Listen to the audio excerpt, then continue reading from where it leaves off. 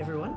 Welcome, septmates. Grab a seat around the fire because tonight we are going to do something very cool. Something that we couldn't do the last time we played Werewolf the Apocalypse Heart of the Forest. At the time, we had to limit ourselves to 10 minutes, which is completely fine. That was a request from the developers. The idea behind that was that the demo wasn't out to the public yet. It is, however, the case now. In the chat, I will post the link where you can go if you want to get access to the demo yourself. You can follow that link, follow the instructions, and you will be able to get your hands on the demo for Werewolf the Apocalypse Heart of the Forest. Last time, we did things differently than what we are going to do today. Because I wanted to be able to get a decent estimate of how long I've been playing. Last time I did not take the time to really look at the visuals or really think through in terms of how they adapted Werewolf to this video game version, and what things might mean in relation to what we've seen in the past and how it's been adapted here. Tonight I'm going to do a lot more of that. I'm going to look into auspices. I'm going to explain what they are. I didn't want to drown you in too much information, so what I'm going to do is I'm going to talk about things as they become relevant to the plot. As I play, if I see something that I think you should know about, assuming you may not know Werewolf, I will explain these things. Also, there are things known as glyphs in the world that I've recently realized that are in the game, have been used in the game. So we will look into the glyph language a little bit, what it means, how it's been adapted to the game. Now I'm still playing blind, so I don't know how they've been used in the game. I just know that there are some glyphs in there. So we should have in the chat tonight one of my good friends who's really good with glyphs, and I hope she is there. She will be looking into glyphs as we play and translating them as we go. Yes, Staniel, hi. She says, I'm here. So she's there, perfect. And I hope you're equipped with your silver record. And that, for those who don't know, is a book that was printed several decades ago for Werewolf the Apocalypse. It's essentially what's known as an artifact book. White Wolf at the time made several of them. The most famous of which would be the Book of Nod for Vampire the Masquerade. But Werewolf also has two of them. It has the Silver Record, and it also has Chronicles of the Black Labyrinth. Artifact books, in a nutshell, are books that, in theory, could be found in the game world. However, the Silver Record cheats a little bit in the sense that in-game the Silver Record exists. It is a collection of the werewolf's most glorious stories, or the stories whose morals are most important. The legends that they really think must but survive through the generations. The thing is, it's not a written book, and it never will be on purpose, and that's the entire point. Werewolves don't write down their stories. They have an oral history only. That's one of the main reasons why glyphs actually exist. Okay. I will read that in a second. That's one of the reasons why glyphs actually exist. It's a way for them to keep records or communicate in a written manner that humans won't be able to understand. That's very important because, like vampires, werewolves don't want humanity to know that they are there. It's a different rule. It's not known as the Masquerade, it's known as the Veil. But we'll look into that further when we get closer to glyphs. Senel says, I actually have her copy of the book, but she's a resourceful woman and still have the glyphs at hand. Perfect. Excellent. Thank you very much for being resourceful. So there are three things that I wanted to discuss about werewolves before we start. Just to lay some groundworks, I'm not going to go into too much detail unless it really becomes relevant in the game. But the first thing I want to discuss is what exactly is a werewolf. In a nutshell, werewolves are a race of warriors created by Gaia, who is essentially the spirit of creation itself. And she's in danger. We won't get into why right now, but she's in danger of dying. There are cosmic forces at work, essentially, in the world of werewolves, who are threatening to destroy Gaia. So she made a race of what we call Fera, or changing breeds, which are essentially shifters, were-things. And one of these races are the werewolves. And their job is to protect Gaia and destroy the worm, or at least thwart its plans so that she might stay alive longer, essentially. That's, in a nutshell, werewolf. It's a lot more complex than that. There's more than the worm to take into account, but I won't get into that unless it becomes relevant while we play. So that's what werewolf is. The other thing I wanted to discuss is breeds and first change. Because while we played last time, I had the feeling that the character we're playing, Maya, might not have had her first change yet. And that's important. In Werewolf the Apocalypse, it's not a curse. There is a curse, but that's a different thing. Being a werewolf is not a curse. It is actually a gift. Being a werewolf means you were chosen by Luna, the moon, to shift. So essentially, being a werewolf is something that is passed down through lines, whether it is wolf lines or human lines. You can come from both. Your father can be a wolf, or mother can be a wolf, or your parents could be humans. In their ancestry, somewhere along the line, there was at least one werewolf, and the gene carried on from generation to generation. And when you have the gene, you can either shift and become a werewolf if Luna chooses you, or not. If you do, you become a werewolf. If you don't, you become a kinfolk. And shifting the first time is known as the first change, and that's usually a traumatic event. Because before that shift, wolves are just wolves, normal wolves. They have no idea what the heck is happening, and they couldn't know either. They're regular wolves who suddenly turn into a 9-foot-tall ball of rage, essentially, killing machine. And the same is often true with humans who tend to not know what they are, because maybe it's been 4 or 5 generations ago that the last time there was a werewolf in the family line, and they have no idea that they're even related to any of that, and so they lead normal lives until suddenly, boom, they shift as well, become murder machines, and a couple of days later, if they're lucky, a werewolf is going to show up and teach them the ropes. So being confused about ancestry, being confused about being a werewolf is actually a common theme in werewolf. It doesn't have to be.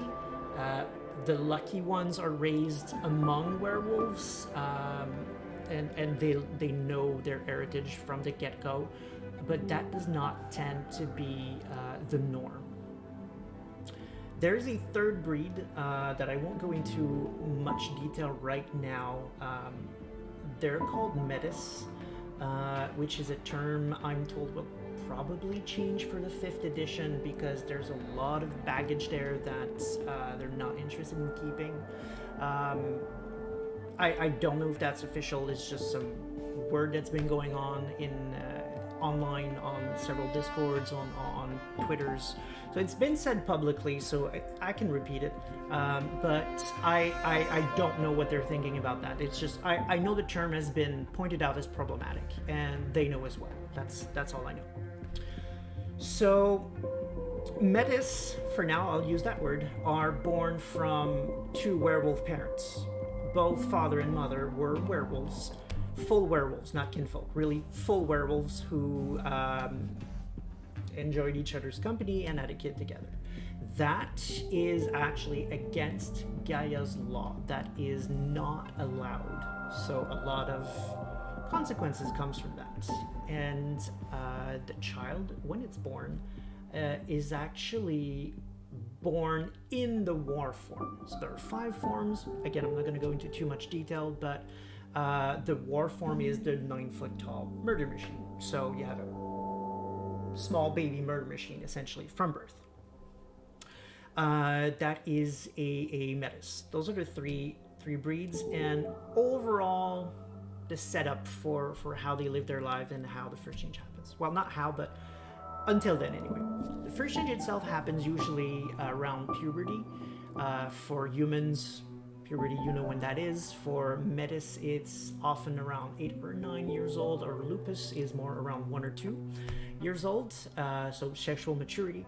It's often a time of big stress or fear or intensity, and suddenly they are taken with this rage that pushes them to action and fight back or defend themselves against whatever triggered it.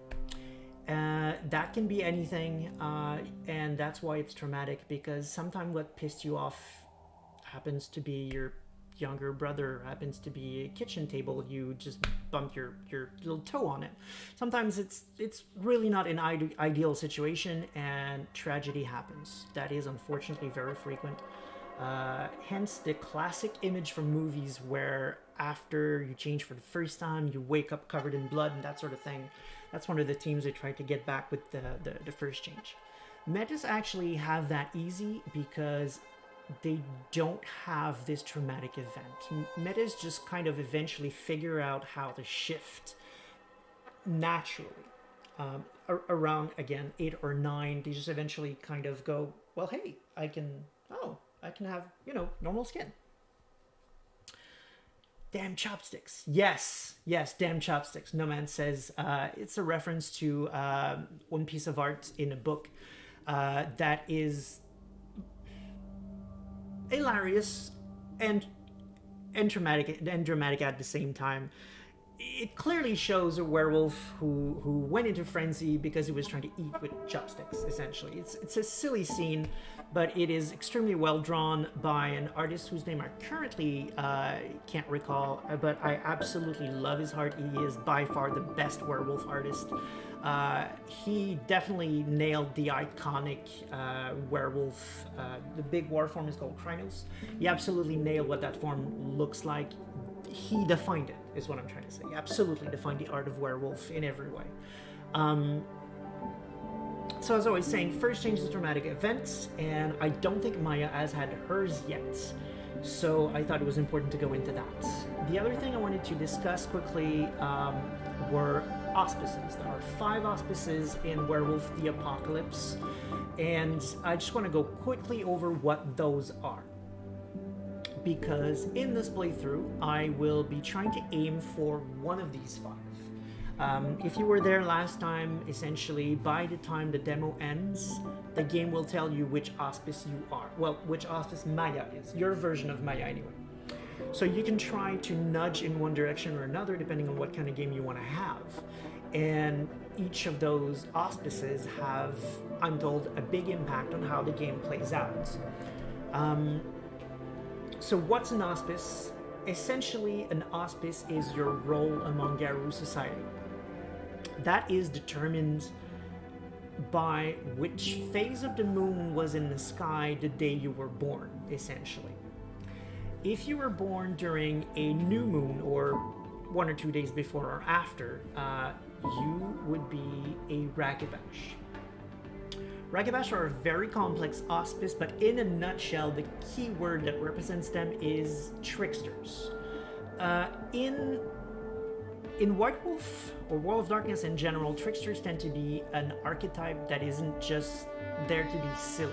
Tricksters tend to trick you for a reason, and Ragabash is, I'm not going to say the epitome of that, because that would really be the Nuishas, but next to them would definitely be the Ragabash of the werewolves.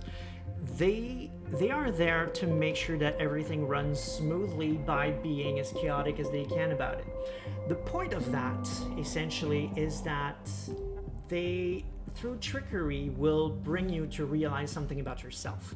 So, for example, if they have an alpha who's doing a really bad job of coming up with plans and is endangering people, but won't listen. For example, let's say that character is a hothead, won't listen when people come up to him or her and says, "Hey, dude, your plan is bad. We're gonna die."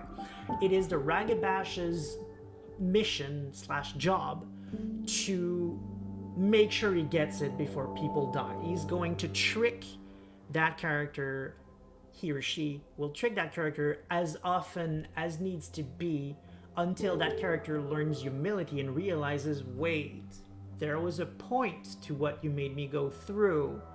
Right, if I'd shown more humility, I would have seen your trick and I would have fallen into it. Oh, okay, I see what you're going with it. My plan sucks. All right, I will change it. That's one of the main roles of the Ragabash. The other role would be everything that happens in the dark. They're no moons, essentially. They represent the lack of light, so they do things in the dark a lot. Stealth missions, recon missions, if need be, assassination, that sort of thing. Those are the Ragabash, the no moons. Then you have the Thurge, which are the crescent moons. Those are essentially the shamans / priests. They are there to make sure that everyone knows the will of the spirits and that the spirits themselves are respected. There's a lot of depth into the Thurge. I won't go into that too much because I could speak for hours about them. But the nuts and bolts of this is that they deal with everything spiritual, whether that's spirit themselves or the spirit world, going into this world and understanding it. Now, I don't think we'll be going into the Umbra in the game, but it's important because eventually I'm probably going to do a Thurge playthrough, because one of the characters in this game is actually the forest itself, the personification of the forest that we play in, called Puszta Biało Wiejska, I believe, if I remember correctly. Hello, Madman Quill. Thank you. Welcome in the chat. Take a seat around the fire, please.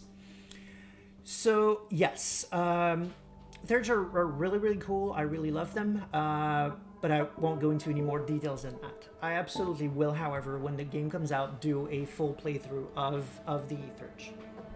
Third auspice is the Half Moon. Those are the Philodox. They are leaders and judges of the Garou Nation.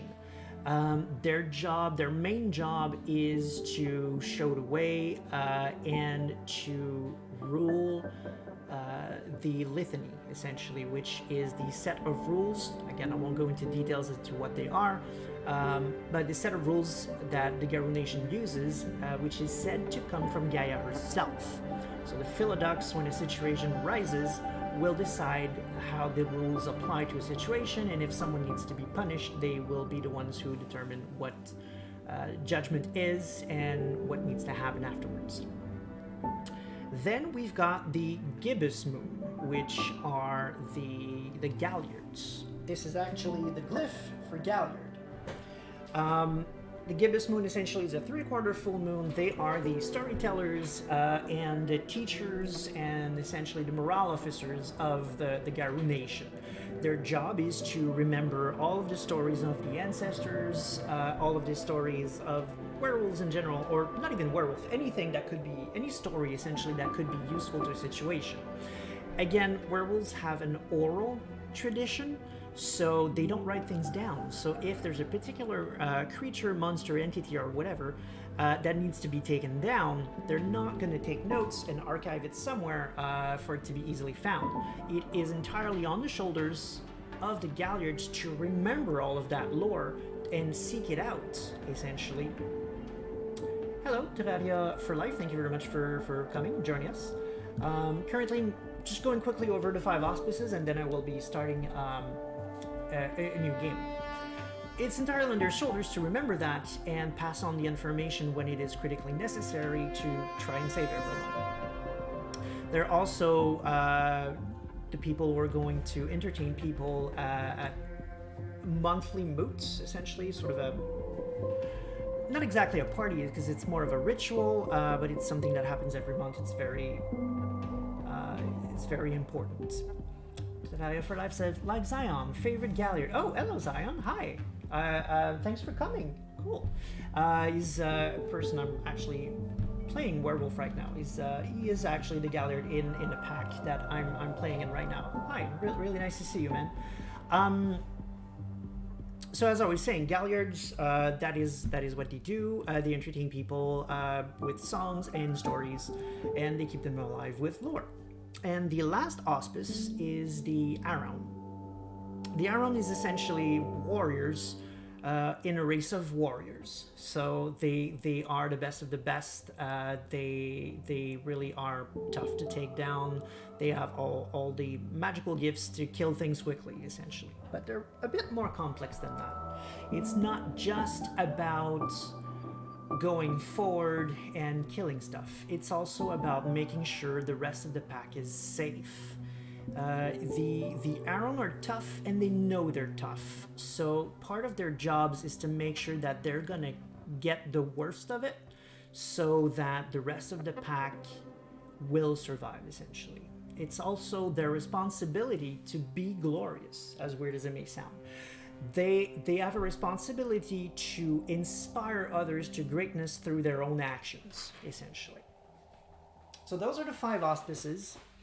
And tonight I'm going to be going for either a Ragabash or an Aron playthrough.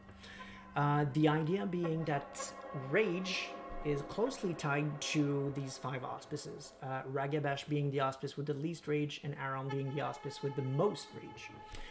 And rage has a lot of impact in this game on the play as well, essentially. So some characters won't like you if you have too much rage, and so on. So to have a better idea of the different scenarios, I was thinking about going to either one of those, and ideally both of them tonight if we have time. So I'm going to put it to the chat. Please let me know, which one would you like me to go for first between Ragabash or Aron? And we will be starting this.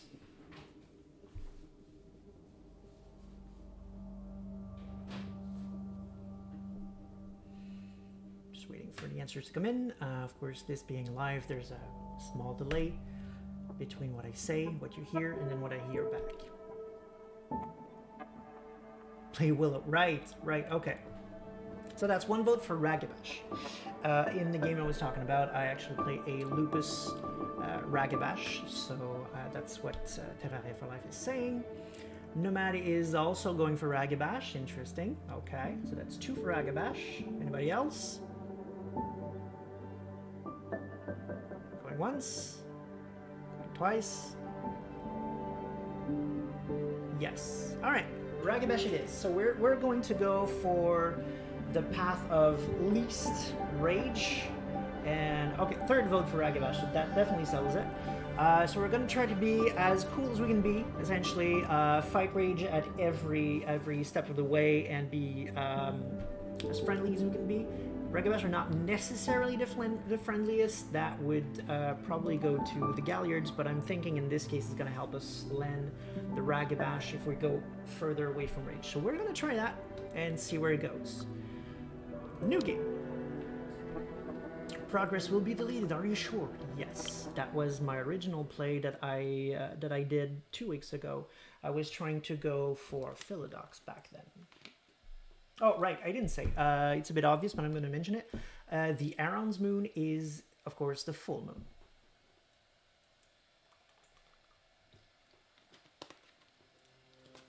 Prologue. Premonition. That is really cool.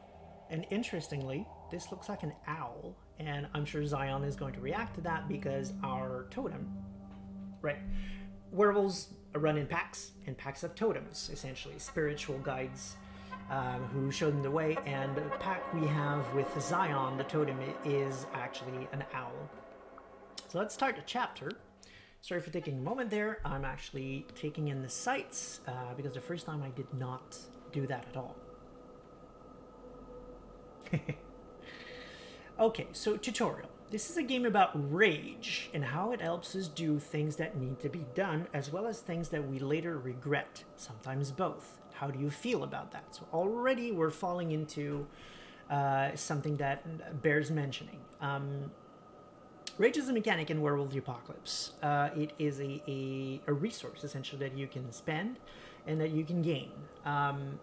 You have a starting value that represents your maximum, and then it goes up and down depending on your actions. Things that piss you off give you more rage, where passing your frustration out on a tree, for example, can lower it, or spending it voluntarily, again as a resource, to gain certain effects can help you.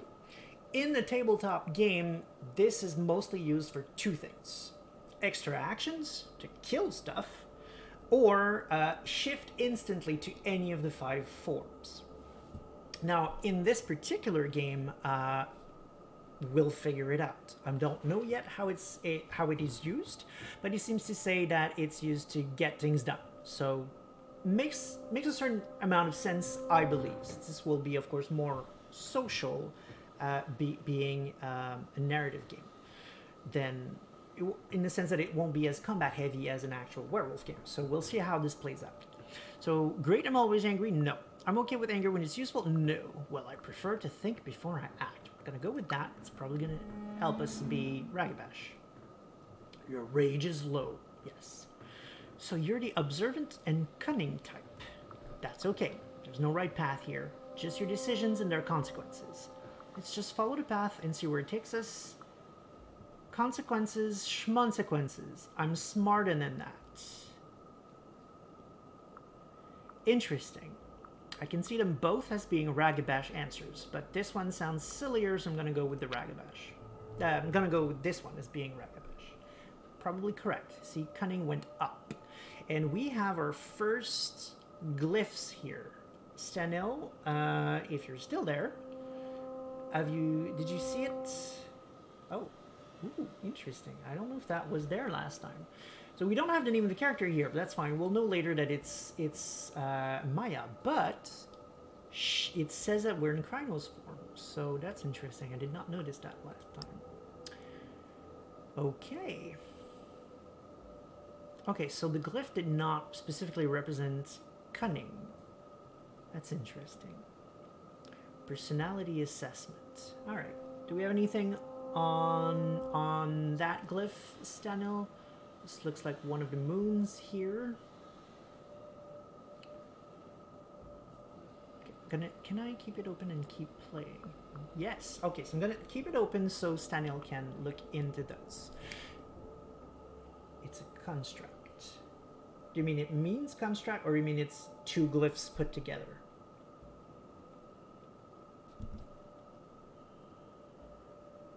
And I will actually explain that as I go. In Werewolf, glyphs can mean one thing, but they also can be combined in one of two ways to mean several things. If you put one of them with another one and combine them in certain ways, as you see it here, they can gain different meanings. For example, one of the werewolf tribes is Children of Gaia. So it is made of several glyphs, including the glyph that means Earth or Gaia, and those several glyphs together no longer mean what they mean separately. They mean Children of Gaia instead. So you can mix several of them to get different results if you do them in a single glyph. If you put several glyphs in a series, essentially, you can have entire sentences. You see that often in werewolf books where you have introduction stories, for example. You're going to have 6 or 7 glyphs lined up one above the other, and together they represent the whole page worth of text, essentially. Okay, so Stanil says it's 2 or more. Yes, that does sound like 2 or more, absolutely. But do you have anything specific that you can tell us? Do you recognize any of them? So while she does that, I'm going to start reading. The forest. The woods are full of star. They flicker, come closer, run away. They want me to chase them, to play hide and seek. I will hide. They dance around the tree trunks, float up on the gusts of wind that shiver through the branches, disappear among the leaves. I hide, but they bunch up and fly toward me like an arrow. Rushing down, they're soon upon me. Just before the spear of light pierces my breast, they disappear, and the dark of the night returns. Right. So here we can see the mechanic here. It says, because I have low rage, this is what I'm seeing. If I had a different rating of rage, I would be seeing different text. In the darkness, the spirits keeping the forest alive whisper about the enemy. I begin to move, unnoticed, one with the night. And then I wake up. Cold and alone. Okay, so now I'm Maya, and I'm also Ahmed. Confused, I open my eyes. The forest around me is thick, dark, and reeks of decay to such an extent that it's hard to breathe. Something is rotten. I know the forest, and why am I here? I'm gonna go with the question because Ragabash are also known as the questioners of the way, so I'm gonna go with the question here. My head is spinning. Why am I here? I just woke up. The tree trunks wrapped tightly in dark-leaved ivy are covered in ripples of lichen where the vines haven't taken hold. The thorny, leafless bushes at their base are overrun with nettles. The fungi radiate with a ghoulish, sickly green light. Dark, sponge-like mushrooms cling to the fallen tree. I try to breathe. I'm cold. Something is wrong. I will try to breathe. I take a deep breath and suddenly realize that it's not the forest that smells so foul. It's me. I look down and see my hands covered in a dark substance. I'm naked. A sticky, glistening film of liquid is clinging to my skin. I can feel it on my face, in my hair. Blood. That definitely sounds like a first change scenario here. I'm alert. Nature is never quiet. The leaves rustle in the wind. Small creatures cuddle in the undergrowth. There is a whisper. I don't understand what it means, but the word resonates in my head. Gary. Who said that? There is a severed head right in front of me. So here we can either spend a point of willpower, of which we only have 2, to wince and touch it, or we can be sick, which will do something to our rage. I'm not sure what. Might be giving us a point of rage. I'm not gonna risk gaining rage because I want to stay low. So I'm gonna spend our willpower to touch it.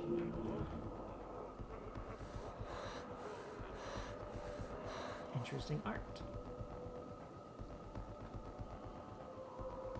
Overcoming my disgust, I gently touch its wet air and watch as the head topples over. Some choices are hard to make and they strain your willpower. See, we lost some willpower there. So Terraria for Life is saying it decreases. It was a minus sign. Yes, that's what I'm thinking as well. The reason why I was not sure is because there was not a minus sign next to the willpower icon as well. So I'm not entirely sure, but I do believe you're right. Yes. So here again, since we have low rage, we're seeing the face is contorted, the eyes bulging, the mouth open as though the head were still struggling for air. I look at it and start to laugh, and then eyes open in the darkness. Who is it? I can see their silhouettes, shades of jet black against the darkness. They smell of fur and moss and bloodied earth. Massive creatures, some with horns, some with antlers. Their eyes burn like small fiery windows into hell. I look at them and something wakes inside me. I can go with defiance or panic. Well, I'm still a werewolf, so we're gonna go with defiance either way.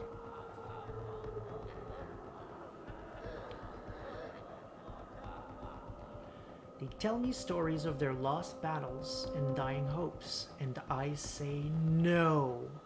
I tell them my stories of the enemy and how they are so stupid, so clueless that we almost feel pity as we kill them. They listen and laugh. I laugh with them. In a moment of clarity, I almost understand what the forest wants from me. And then I wake up. Chapter 1. Arrival. Yes, Ragabash Defy. Before I move on, I just want to go back to Stanil. Did you have anything on the glyphs or not quite? I would show them now, but I can't on that screen.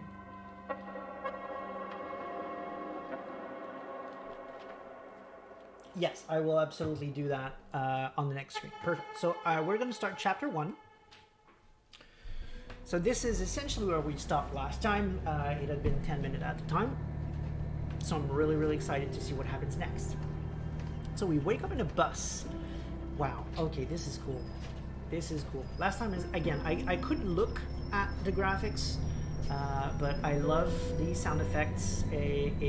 As you might see, I'm playing again with headphones, and I really strongly recommend doing the same. But visually, I like it. I like the design.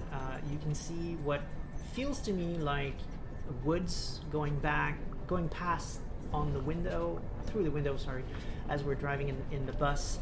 That's really nice. It's a nice touch. Maya, wake up! I opened my eyes. My neck was stiff. I stretched lazily as I assessed where I was out of the corner of my eye. I wasn't in the forest anymore. I was sat on a bus. The sun streaming through the windows was making it hard to see. The girl next to me was touching my shoulder. Disturbed. See, here already, I'm just gonna show the glyphs for Stanil. But here already we see a difference. Last time I was going for Philodux, so I had a lot more rage. Because Philodux being in the span of the 5 auspices, they're in the middle. So you would have some rage. And what happened when that lady woke me up, the first time, my character did not react well. I had to spend a willpower not to snap back at the person who startled me.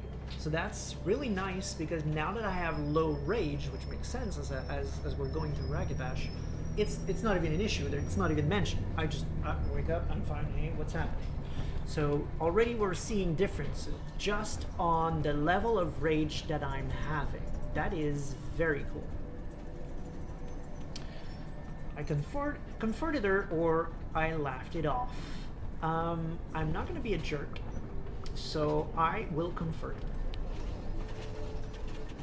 Anya is friendly. Okay, that's cool.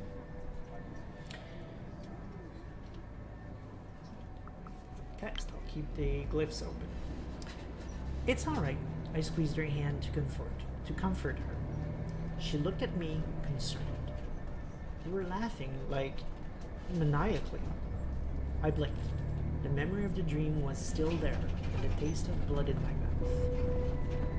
I looked outside, where I'm glad I wasn't alone. Oh, really? The Rider for Life is saying, I was a Thurge and got the angry response. Interesting. Right. Oh, interesting. Okay. Maybe you started strong in rage based on your initial choices, but along the way, because I'm thinking essentially that, if we're being logical, those 5 stats right here, brave, inspiring, analytical, spiritual, and cunning, essentially represents the 5 auspices. The Ragabash are cunning, the Thurge are spiritual, Philodux are analytical, Galliards are inspiring, and Arons are brave. It's a direct comparison. So I assume by the time the demo ends,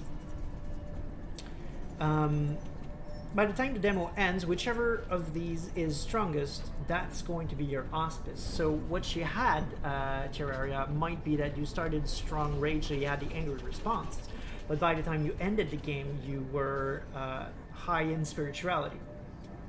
As we're saying here, I'm spiritual and cunning as well, so that's going to be a problem because cunning needs to win by the end of this. Let's see if we can succeed.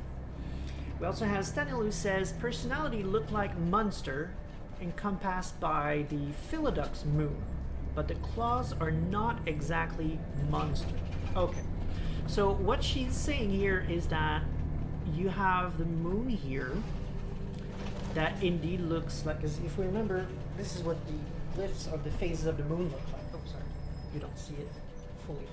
This is what the glyphs for the phases of the moon look like. This is the 3/4 moon glyph for Galliard. So she's absolutely correct. To me, this sounds like the Philodux moon. And inside of that, I didn't want to say earlier because, yes, that does, by memory, it strikes me as one of the glyphs, one of the worm-tainted glyphs. And I'm not surprised that Stanley is reporting that it sounds like the Munster glyph. So that's interesting. Together, I'm not sure what they would mean. Maybe balancing out your dark side or something like that. I'm not sure how that would align with personality assessment, but I can see the assessment part being tied to the Philodux, definitely. But I agree with Stano that I do believe those are the glyphs here. The meaning I'm puzzled with, but yeah, absolutely those are the glyphs here. Did you have time to look into the other 4 glyphs? We've got here for info, here for mind and body, which is probably literally mind and body glyphs together. I don't remember those, unfortunately. And relations. I'm not familiar with that glyph at all, actually. Interesting. Interesting. That makes me think, since we're talking about glyphs a lot, the story of the origin of glyphs is absolutely hilarious, so I'm going to take a second here and tell it. Glyphs were invented by a really cool person known as Richard Thomas. He is actually the man who is currently running Onyx Path, which you may be familiar with. They're this tabletop RPG company that are publishing some V5 material, Vampire 5th edition material right now, but they've also created a bunch of new game lines, stepping back essentially away from World of Darkness over time. Yes, Richard. Terraria says Richard. Yes, absolutely. His name is Richard Thomas. Yeah, so he was the one who came up with the glyphs, and when he was designing them at the time, there was essentially a storehouse, a warehouse back where they worked on the bottom floor, where a lot of people who were not necessarily into RPGs were working. They were essentially dealing with all kinds of boxes and whatever material needs a company like White Wolf at the time, because at the time he was working for White Wolf, needed. It was essentially a warehouse like any big company might have.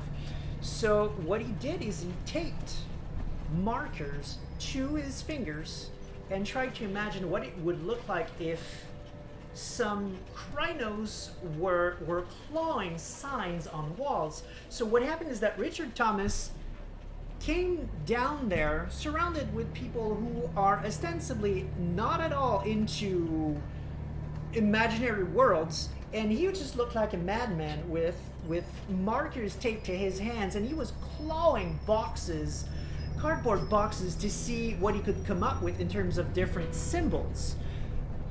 I would have given anything to be there that day and see the face of these warehouse workers.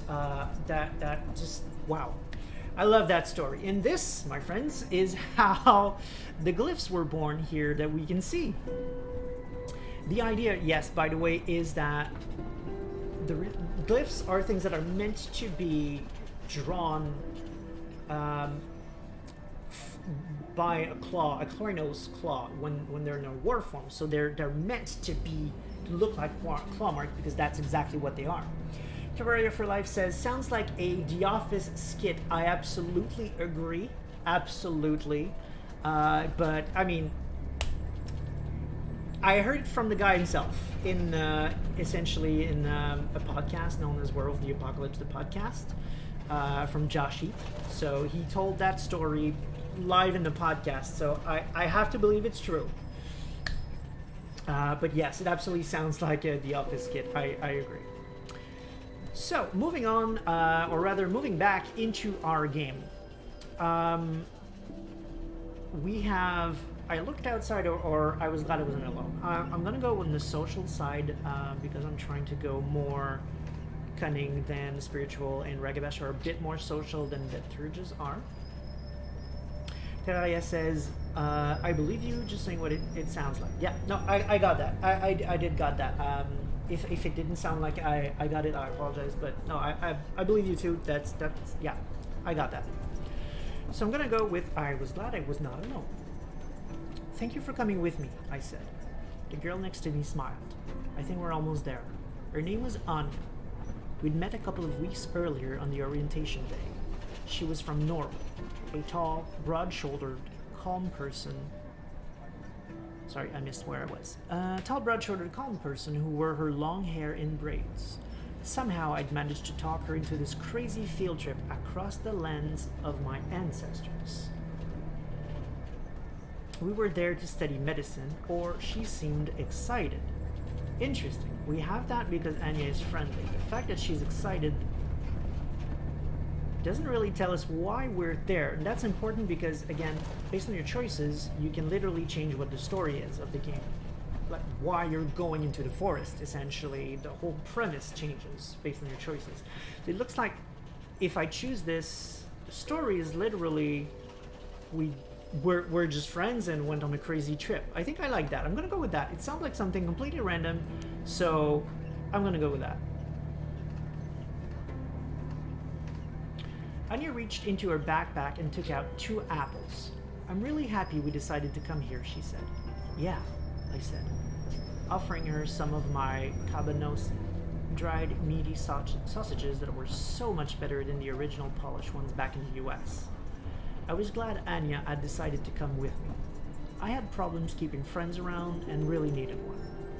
I did some searching, she said, from over her phone. And this place is amazing. The last primordial forest in Europe. We have... Terraria for Life says, is Maya the only protagonist or are there others? From what's been said in interviews and dev diaries, they've only mentioned Maya as being the character, but my personal theory, and that's completely a theory, I do not have any kind of insider knowledge, my theory is that there will be more, if only because the menu here, the way it's set up here, why say your name all the time if you're just playing one character? And here you have all kinds of information that are easy to shift around, like name, Maya Borodich, age 24. I'm thinking that wouldn't be there if it can't change. These change, obviously, so it makes sense that they're there. Like, the goal hasn't been set up yet. Like, why are we going there? But as we make choices, things will be defined here. I'm not saying necessarily in this particular game we're going to change characters, but if we take a look at another game that came out recently that's very similar, known as Coteries of New York, you have several characters you can choose from, but also they're making a semi-sequel. It's a standalone expansion coming out in 2 weeks, actually, and yes, we will be playing that. It's called Shadows of New York. So they're taking the exact same frame of the Frizz game that we know and love, and they're making more adventures with more characters, and this frame right here, to me, seems perfect to do the same thing. So we're getting this story now, but I would not be surprised, and if a couple of months or next year, sometime next year, we would be getting more stories, more werewolf stories from different tales. So here we have, this trip was my idea.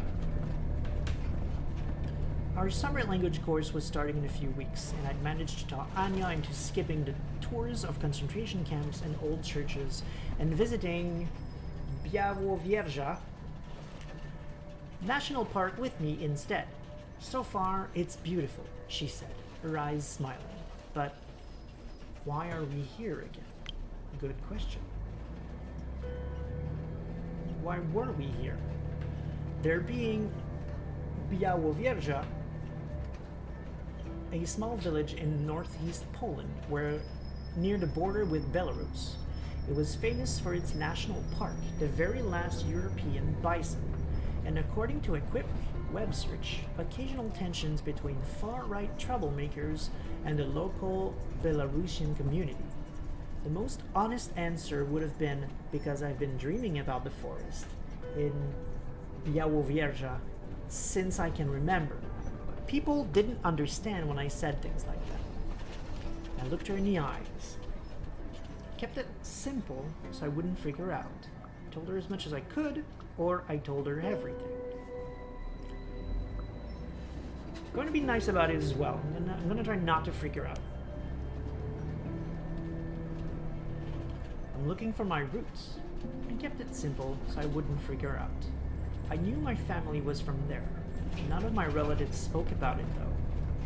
There were a lot of things that weren't spoken about in my life. Strange dreams that plagued me, half-forgotten tales about forests and wolves that I'd heard before my mom took me, run away, and cut off all contact with my dad and his family. Oh, it's very interesting bit of background there.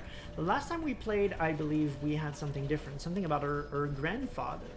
And now it's her mother that ran away with her. Oh, interesting. I waited for her to respond.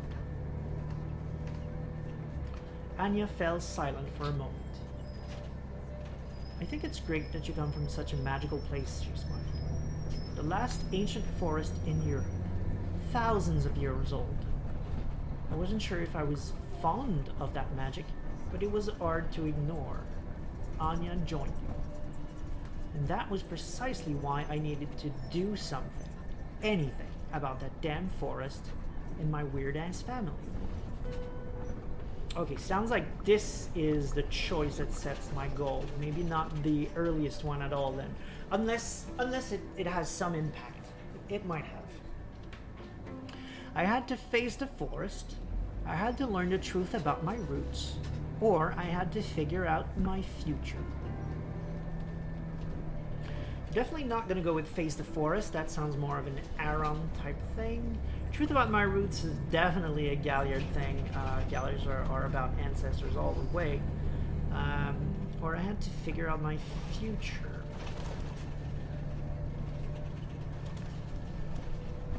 Okay, so here we've got Terraria for Life says, I had completely different options. Perfect. Thank you very much for confirming that. He says, I had one about destiny. Nice. Nice. Okay, so the choices before that do have an impact. I love it. Okay.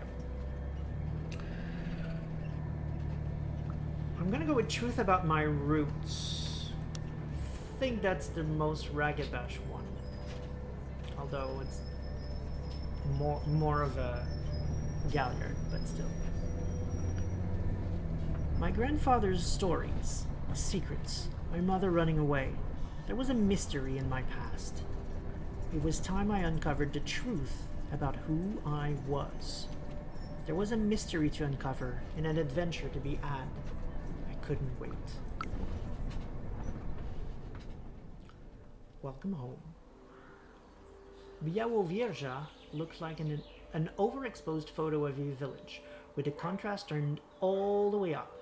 It was a hot, sleepy day on a hot, sleepy street. And everything, the old trees, the yellowed grass, the weathered wooden houses, the fences, seemed almost normal. Everything except the shadows. They were sharp, as though they were freshly printed with the darkest of inks. And they moved. For a second, I could have sworn they'd moved. But then I realized it was just a black cat walking down the sidewalk. When it saw me, it stopped in its tracks. I tried to pet it, I watched it with suspicion, the whole scene felt weird.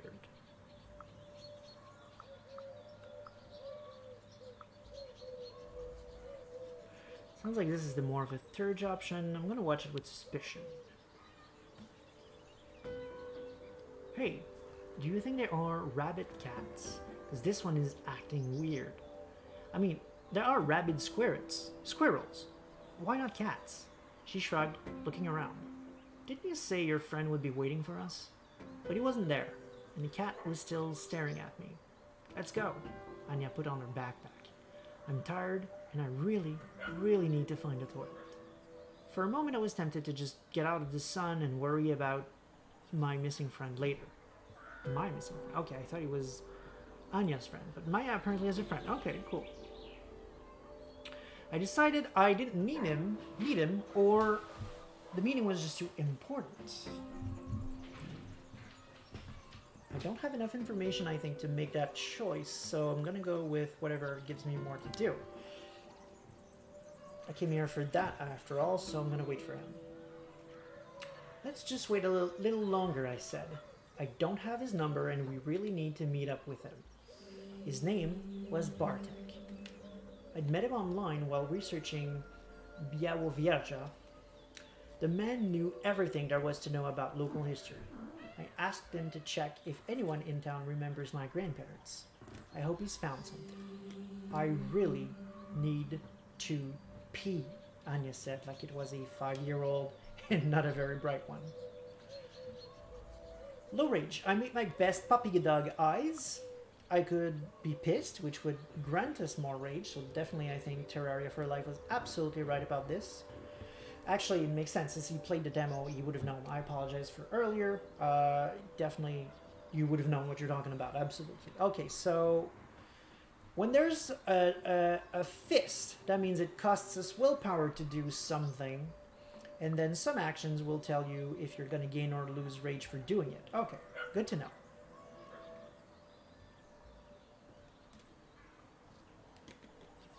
Tried another approach. My best puppy dog. Okay. I'm gonna try another approach. Being original sounds like the Ragabash option. You know what? I tried another approach. You go, and I'll wait here a couple more minutes, and then catch up with you. Have it your way. See you at the B&B. Anya grabbed her backpack. I really can't wait any longer. Have fun. She winked at me and walked away. Anya left.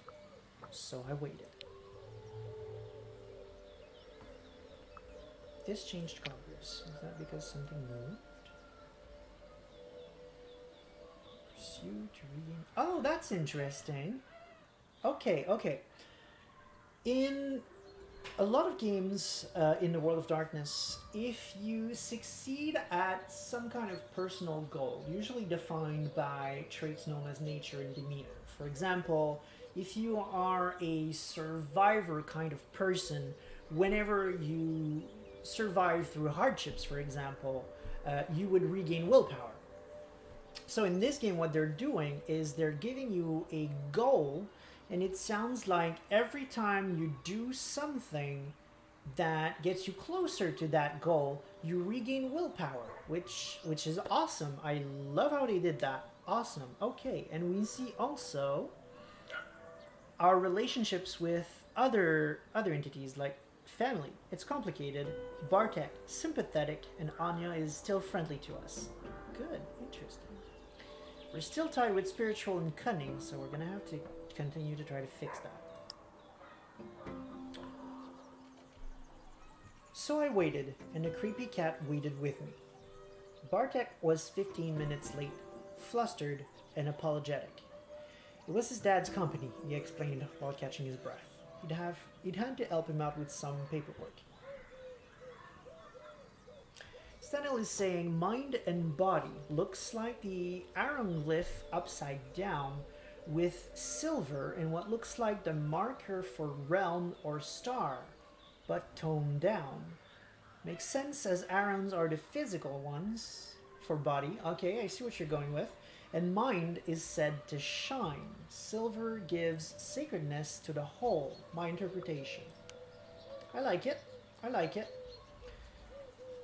Right, now I see what you're seeing. Yeah, around upside down. You're absolutely right.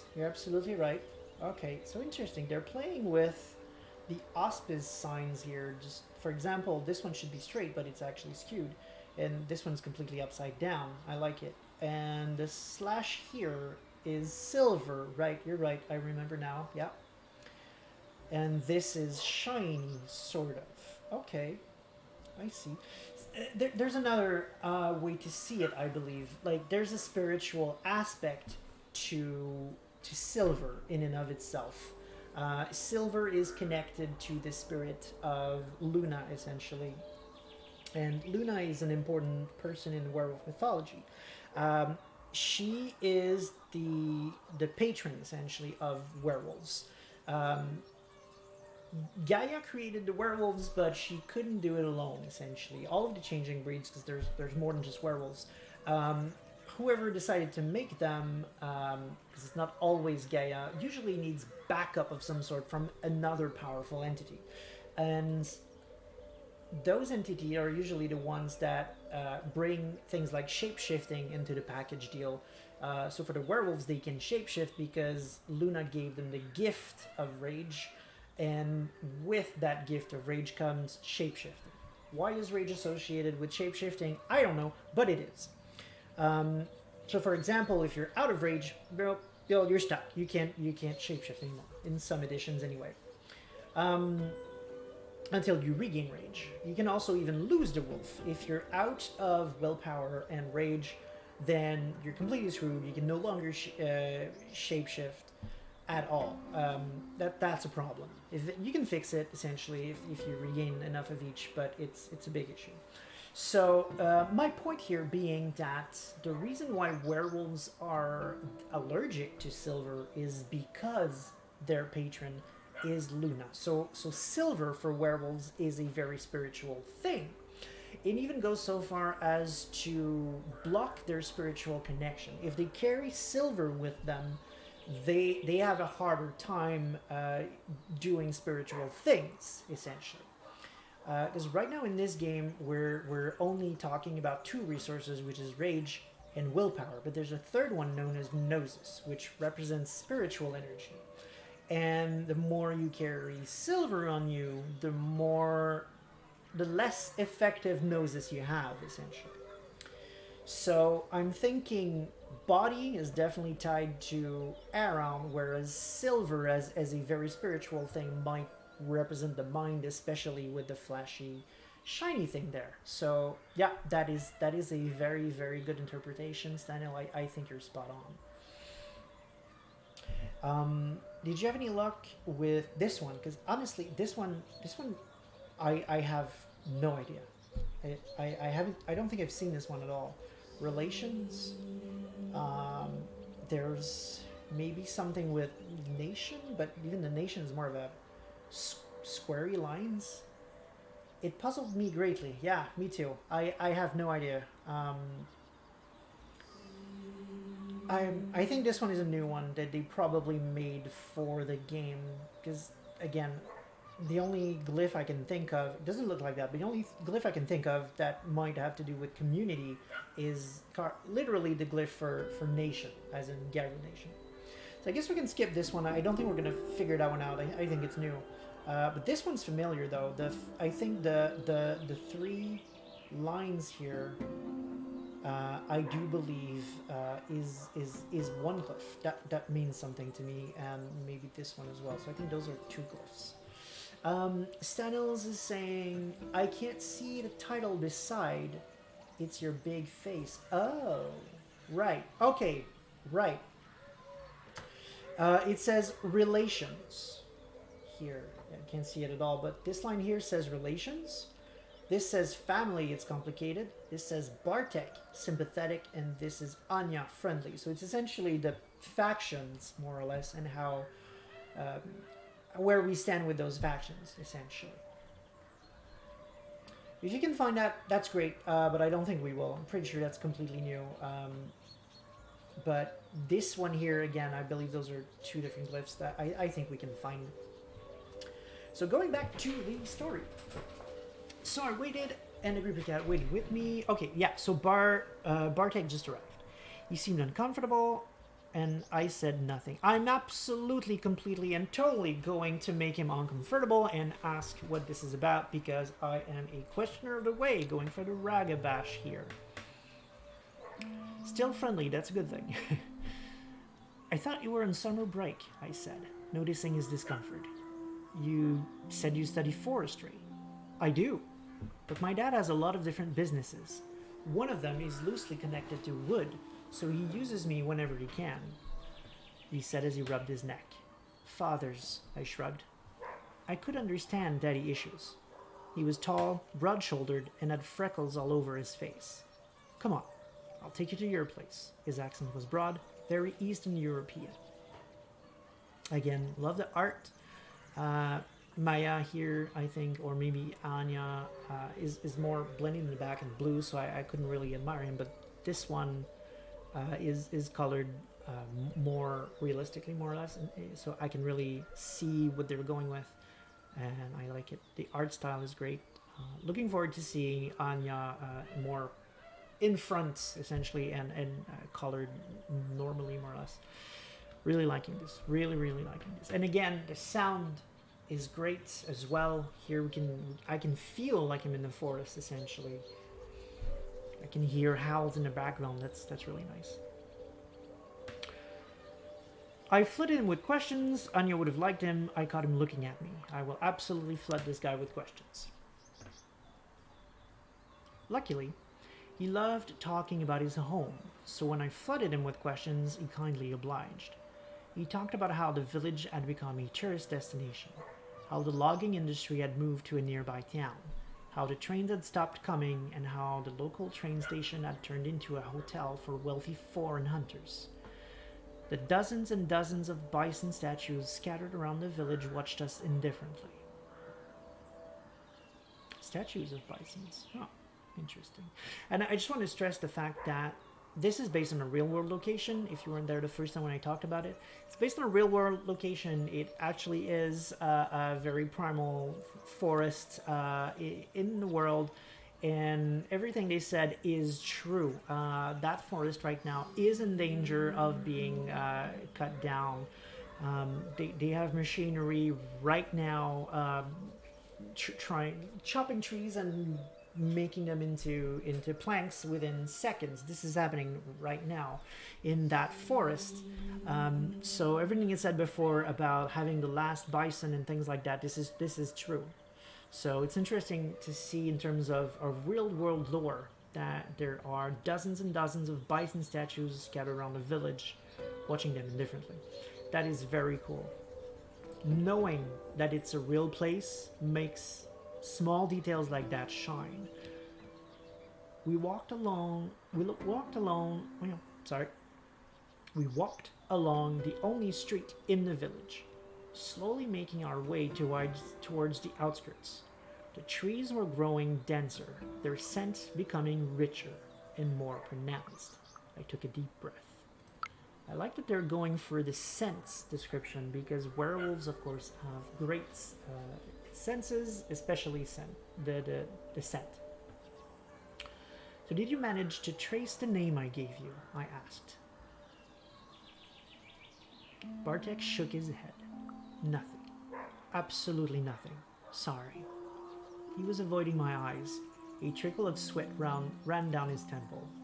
He looked afraid. What's up, man? I smiled. Spill the beans. I'm a big girl. I can take it. But he just climbed up. You know what? I think you should drop it. I stopped. I felt hurt. I was scared of something. Low willpower. It was almost too easy. Go with that because it's low willpower. Might be closer to Ragabash, but I'm not sure what they mean with this one. It doesn't sound easy because he's climbing up. Cunning went up. Yay!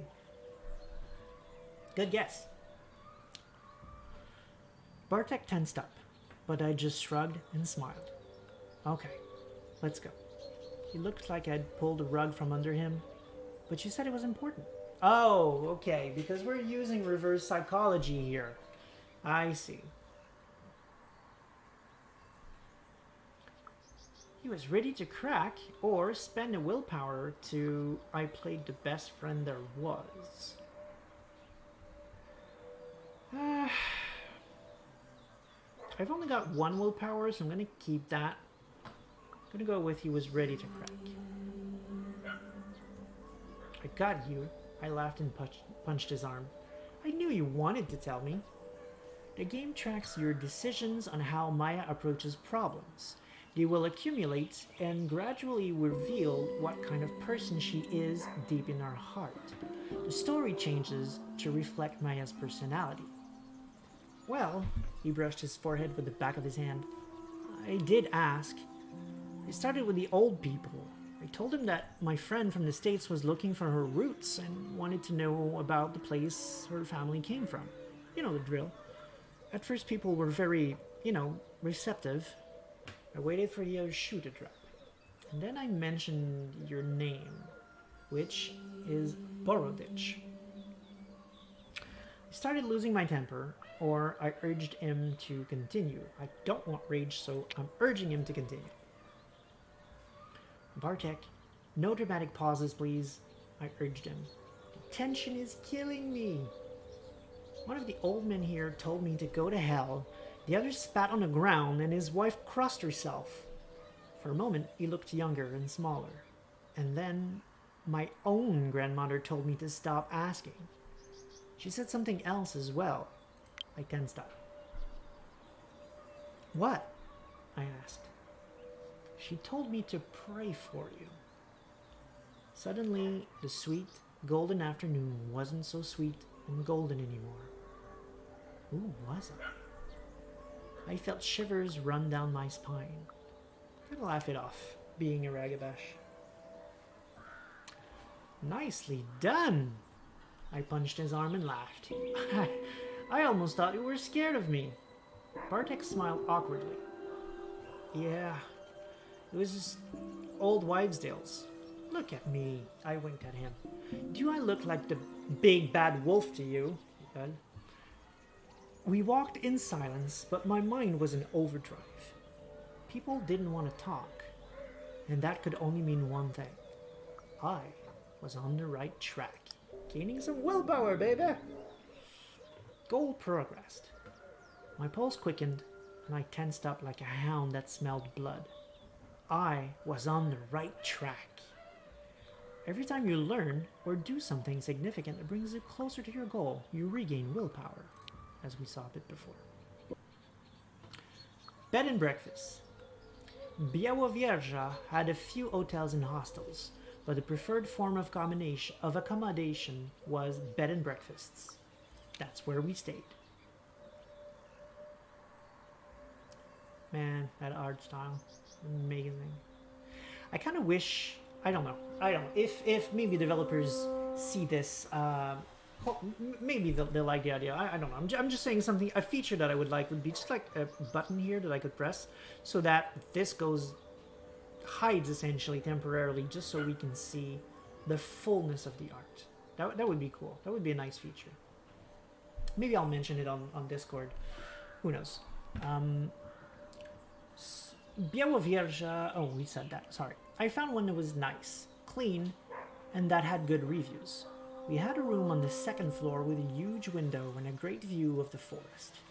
Anya was there, already unpacked and chilling in the summer sun. I dropped off my stuff and freshened up a bit. Anya was nowhere to be seen. Will you show me around? I smiled at Bartek. Sure. What do you want to see? Bartek joined you. Before you go, check out your character sheet. Look for it in the upper right corner of the screen. You can find a load of useful info about Maya, her background, personality, goals, and so on there. You can also check who your friends and who your enemies are. Białowieża was a quaint tourist town, but I had other goals in mind. I asked Anya to go with me. I sneaked out, leaving sightseeing to Anya. I asked her to come with me. No reason not to be with my friends. Lay of the land. I had a clear goal in mind. My family was entangled with this town and the forest. I had to uncover my roots. Anya and Bartek went with you. So I can go into town, I think. No, I cannot. I can only go in a forest I dreamed about. Okay, okay. But I know there are several locations in the game, though. So let's go in the forest I dreamed about.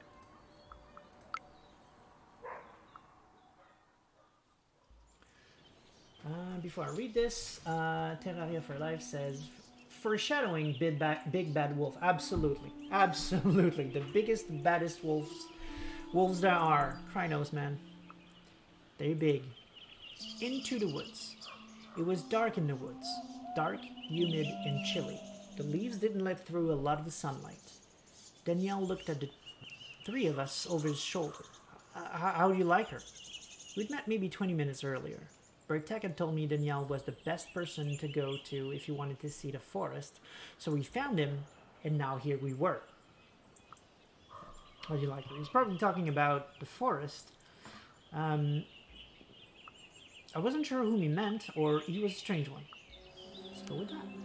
Because even I'm not sure who he meant, so let's go with that. Do you mean a forest? I asked. Polish was a strange language that gave the most unexpected genders to objects and ideas. I mean, Puszta Biało-Wieska. He gestured around us. The words sounded like the wind rustling in the leaves. Puszta. Puszta is the right word, not forest. Forests are like fields or orchards, cultivated, he spat as he said it. And Puszka, she is older than that, even the concept of fields. He was using the word as though it was named. I stood there and watched the forest. I looked at the Puszka again. I looked around with fresh eyes. Cunning. I felt as though I'd entered the belly of a gargantuan beast. The trees stretched towards the sky like giant ribs, and the whole canopy moved like a breast, rising and falling. In the twilight, the wet, meaty mushrooms screaming with colors, yellow, scarlet, purple, looked like internal organs. The vines growing on the corpses of the fallen trees looked like arteries. The breath of the beast was wet and smelled of decay. It hadn't noticed that I was there yet. I laughed at the absurdity of the thought. I loved what I saw. It was alien, or there was something unsettling about it all. Those two sound very similar to me, but I'm going to go with I loved what I saw. Daniel is sympathetic.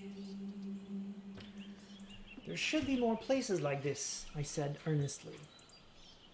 Or more of this place. Daniel lifted his head and looked me right in the eyes.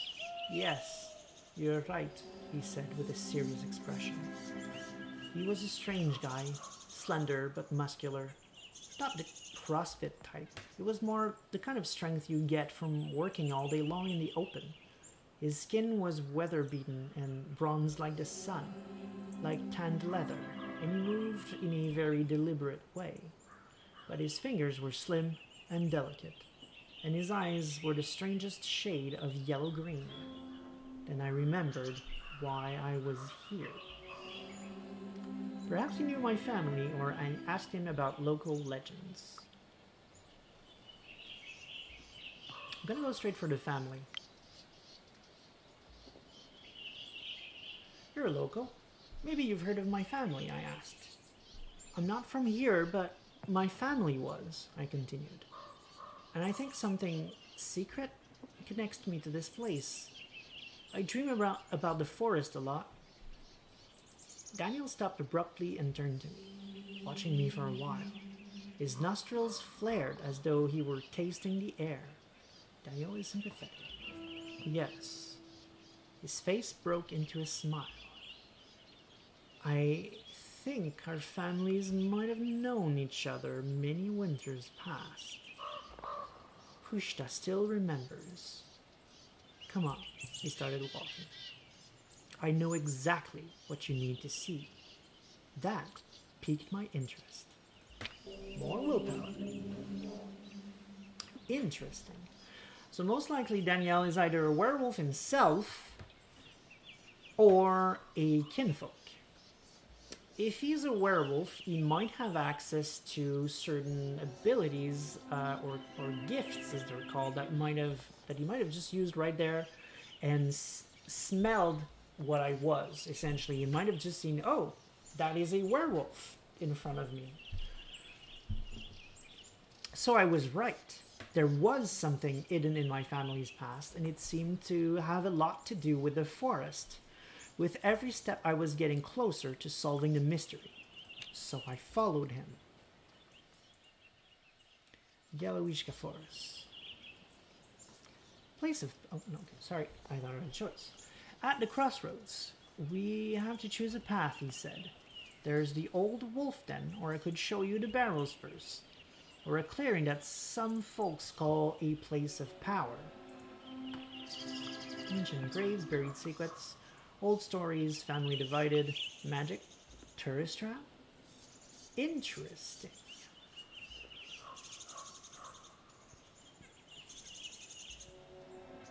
Considering we are Ragabash again, and there was a lot of talk of secrets. Okay, well, I was going to go with the Ancient Graves and Buried Secrets, but Stenil right now seems to be very much in favor for the Place of Power, and I aim to please, so we're going to go here first, and after that, probably with the secrets. Stenil says, but I'm a third. She absolutely is, by the way. Stenil is the person I go to whenever I start a new werewolf LARP, and I need someone in charge of spirits, someone that will understand them and that I can trust. She's always the person I go to and say, will you please, once again, play my Master of the Right? Terraria for Life says, or a well-educated kinfolk. Absolutely, yes, that absolutely can be the thing. Actually, that's one of the merits that you can have as a kinfolk, if memory serves, is that you're able to tell that the person you're next to is a werewolf from signs, the way maybe these frequently smell the air subconsciously or anything like that. You know the signs and you're able to recognize, oh, this is a werewolf. So absolutely could be a well-educated kinfolk, totally. Just one small thing. We started walking, but after a few steps, he stopped abruptly, like he'd remembered something. Then he turned to me. Could you humor me, please? He asked. Yes, I can humor you. Yeah, man, sure. What do you need? I smiled. He ran his hand through the moss on a dead tree trunk, smelled his fingers, and then reached into his pocket. He took out a small stone. It was just a stone, an amulet, or it was valuable. I think this is one of those choices where there's no good answer. I'm just choosing what the story is at this point.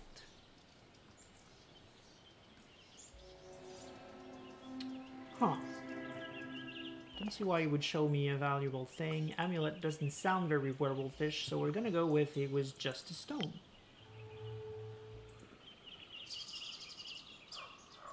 I noticed some brown spots on its surface, but otherwise it was just a stone. But it must have been something more, at least to Daniel. I would like you to take this stone. He held out his open hand toward me. And throw it in the direction you think we should go.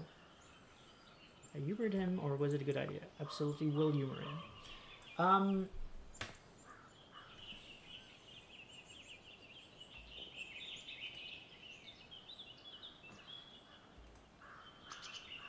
So, Terraria for Life says, it could have been a fetish. Yes. In Werewolf the Apocalypse, fetish are objects bound to spirits, and that gives them magical abilities. So, an amulet could have made sense in that sense, yes. Some amulets type objects do exist. It just didn't feel like amulets per se, things that we call amulets, are more of an Egyptian type thing, which could make sense because that there is one tribe that is very much tied to Egypt, so could have been absolutely one of that.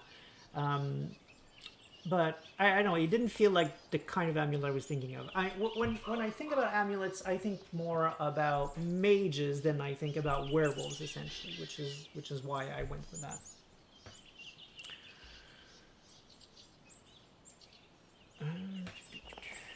Yes, so I humored him. Okay, I said, reaching for the stone. I took the stone and closed my hand around it. Be careful, whispered Anya. Terraria for Life says, silly automat. Yeah, it reacted to the word fetish, I assume. That's fine. Be careful, whispered Anya. It was just a stone. I was curious, or it felt alive. I am curious. It was warm, and I felt grounded when I squeezed it. I closed my eyes and thought about the place of power, trying to imagine that place. I thought about energy emanating from the ground, filling me to the top of my head. I could see myself standing barefoot on the moss, surrounded by trees. I threw the stone. Terraria says they do need to change that name in W5. You know what? I agree. I didn't think about it before now, but you have a very good point. I think they should. I don't remember exactly where the word fetish comes from in terms of related to magical items, but I know it's a thing. I've heard it in occult related conversations. So it's not a bad word for it per se, but let's just say it has different connotations that you probably don't want tied to your game. I agree. If they're changing metas, might as well fix that as well. I felt my hand rising entirely on its own, and then throwing the stone as far as I could. When I opened my eyes, there was a path where the stone had fallen.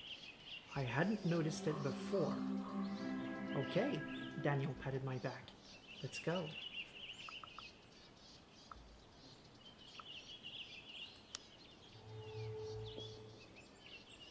Huh. See there what happened? The Pushta is now sympathetic.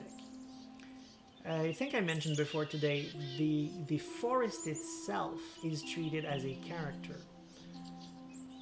You establish a relationship with the forest itself in this game, and the forest reacts to you in different ways. That is something that is absolutely true of forests in the World of Darkness. Forests in the World of Darkness are not just forests. They are primal places with a will of their own. And they're representing that. And Werewolf spend a lot of time in forests, so they tend to build relationships with their forests as well. Of course, as spiritual creatures themselves, they can often get a very real relationship. If they go into the Umbra, for example, they can talk to literally the spirit of each and every single trees in there. So I love that different tales are playing with that, and that's one of the big reasons why I'm actually more excited for this game, Heart of the Forest, than I am for the other Werewolf game coming up, which is Heartblood. I'm sure it's going to be fine. I'm sure it's going to be Earthblood, sorry. I'm sure it's going to be super fun, but I don't think it's going to have as much of a spiritual side. I don't think it's going to represent things like we just saw here. As silly as it sounds, but it was cool. Just like, you know what? Take a stone and just throw it. Like, let your primal urge guide you. That is extremely Werewolf. There's even a stat in Werewolf called Primal Urge. And we usually use that stat to reflect only how close to your animal side you are, but that's not all it does. So you can do the spiritual thing with a bit of primal urge, but you can also do it with your gnosis. So I like that this game went there, and they will keep going there. It's a thing. It's not just a one-time thing. And I don't think we're going to get that in Earthblood. Terraria says, "Oh, the changing metis. Um, there was a conversation on Twitter where I believe it was the Primogen, if I'm not mistaken, that pointed out that the word was problematic, and one of the writers on W5, I think it was a gentleman gamer, replied essentially, I don't remember the exact words, but essentially replied, "Yeah, we know." They won't necessarily change it, but they are aware that the word is problematic, and I'm thinking they will change it. So, going back to the game, because I'm really into this. I played it cool. He gave me a faint smile before he turned to head deeper into the forest. Bartek gave me a thumbs up. It crossed my mind that the two might have known each other for a long time. I think here she's referring to both the forest and Bartek.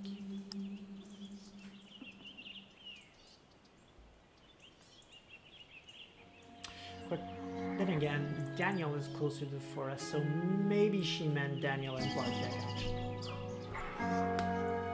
A buzzing in my ears. It started with the hair on the back of my hands rising. The air around me seemed brighter, lighter. The leaves in the tree trunks turned yellow and my skin started to prickle. I realized that I couldn't hear anything except for a low buzzing that was filling my ears. I couldn't think. Words appeared and disappeared in my head faster than I could notice them. I had to do something, snap out of it. I willed it to stop. I tried to clear my mind, or I took a step back. Gonna try to clear my mind. Some of these choices sound very similar. It's hard to see the distinction between the two first there. To me, they were mostly equal. But I'm still loving it. I'm just pointing out things as I see them. I closed my eyes and tried to focus. This weird sensation was coming from within after all. I just needed to find its source. But I was not the source, I realized. I was only resonating. The source was somewhere else. I opened my eyes, and when I did, I was looking straight at the clearing. I could see the silhouette of a person between the trees. They were moving slowly, deliberately, and the moment I noticed them, I felt the buzzing slow down. I approached. The clearing was a plateau between huge boulders. There were double-trunked trees between the rocks and an angular wooden construction that stuck out of the ground like a sore thumb. There was a bike leaning on it. But more importantly, there was a man, and he was moving in the most beautiful, harmonious way I'd ever seen. It was hypnotizing. I looked at him for a moment, at the way his muscles danced under his tanned skin. He took a slow step to the side, and even though his foot didn't make a sound when it touched the ground, I started. That was it. That was the key. The silent rhythm of his steps, the rhythm of that place, the rhythm of my heart beating in my chest. The energy that had been filling me earlier took form.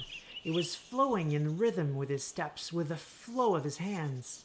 The words came out of my mouth seemingly without my knowing. What did he do? What was wrong with this place?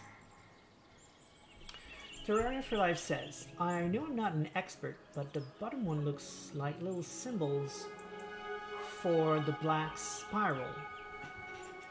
Yeah, the black spiral related glyphs do look different than the others. They don't follow the same kind of patterns. The black spiral dancers are itself is actually really whack. So I was also thinking maybe it was worm related.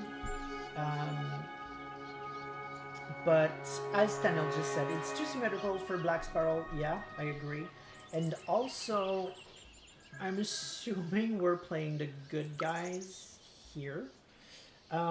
So I would find it weird that they would use worm-related glyphs in there. And yet they did, because this is clearly very close to the monster glyph. Sorry, this is very close to the monster glyph. So maybe I'm not too sure. Senel says it's too symmetrical for Black Spiral. I would have thought maybe Triad related. It could be Triad related, but even so, I don't remember actually what the 3 Triad cliffs are. But I don't think they look like that. I have to grant the point though. I mean, it is a form of spiral. The design itself is very spirally. That's for sure. Beyond that, I don't know. Did we find anything about the top one since last time? I'm gonna keep reading while Steno looks into that. What? How? What did you do? He smiled. It's a little bit complicated. He stretched his hand toward me. I'm Cornell, he said, with a hard German accent. Shouldn't you be on the logging site? Daniel asked him after I introduced myself. I needed to center myself, he answered. The others are still there. Don't worry. This, to me, sounds a lot like a Thurge. For starters, we have images of wolves on each side, so that's telling me probably this is a werewolf. Obviously a very spiritual one, so I'm thinking Thurge, and also the whole thing right there we just saw about about feeling the pulse of his steps, feeling like the way the ground reacts essentially to each one of his steps. This kind of connection, this is exactly what Gnosis is. Characters that have low noses don't have a strong connection to nature and spirit and stuff like that, so it doesn't tell them much of anything. But when you have high noses, you are connected to everything around you. You can feel the wind blowing through blades of glasses. You can feel what the blades of glasses are feeling. So this connection right there with the dance and the movement of that person, that is what it feels like to be filled with noses. So I really like what they did there. And of course, Thurges are the auspices that need the most noses, so I find it interesting that they have introduced this notion now. Also, there is the fact, obviously, that we are in a place of power. So places of power are filled with spiritual energy, so that might explain why we're feeling this as well. Stanel says, the glyph with the info looked like moon within realm linked with fire with 2 enclosing marks not far from those you can see in forest. I would see world in this. Fire can represent spirits or knowledge, so as being knowledge of the world. Okay. I will go with your reading. I don't have the glyphs in front of me, so cool. Thank you very much. Yeah. Terra for Life says, also the grass is in the shape of wolves. I didn't notice that on my playthrough. The grass is in the shade of wolves. Oh, yeah, you mean they make the shape of the wolf. Yeah, exactly. Yeah. There's wolves on each side, and there's also a wolf face here. If that's what you mean, absolutely. Yeah. That makes sense. And to me, that really brings across the point of Gnosis. What? How? What did you do? Oh, right. No, we saw that. Shouldn't you be on the logging site? Daniel asked after I introduced myself. I needed to center myself, he answered. The others are still there, don't worry. So this is telling me probably that both of these people are either werewolves or at least kinfolks This guy there, I'm thinking a werewolf. Thurge, I don't know yet for Danielle, but the way he's addressing this person, who I think is a werewolf, as "Hey, shouldn't you be there?" is telling me Danielle is probably a werewolf as well. Kinfolks tend to be reverent towards werewolves because werewolves are the chosen one. They are special, they are gifted, they were chosen by Luna and Gaia essentially to be their champions. Whereas, simply put, kinfolks were not. So they tend to have a much lower position in the social order of things.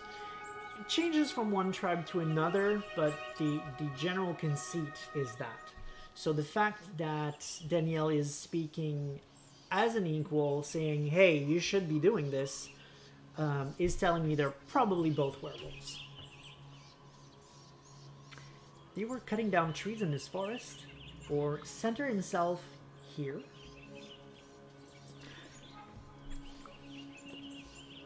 I'm gonna go with this. They're both good for different reasons, I think, but I'm gonna go with that since I'm interested in the forest itself. Wait, logging? Here? I couldn't believe my ears. He smiled bitterly. Yes, logging. Here. That's why I needed to calm down. This place is special, Daniel said. Some people call it a place of power, as I told you. And they have good reason to, Cornell added. Look around you. So I looked. It was a clearing filled with light. I could see Cornell's traces, a beautiful pattern on the ground, but there was one thing that caught my attention more than anything else. Yeah, they're definitely both werewolves. At least him, Cornell, absolutely werewolf. He needed to calm down, probably because he was about to go into frenzy. He needed to recenter himself to lower his rage levels before he went into frenzy and probably killed everybody. Terraria for Life says, also, yeah, no, we saw that. He says, breathing stock. Yes, in some tribes, kinfolk are seen as pretty much nothing more than breathing stock.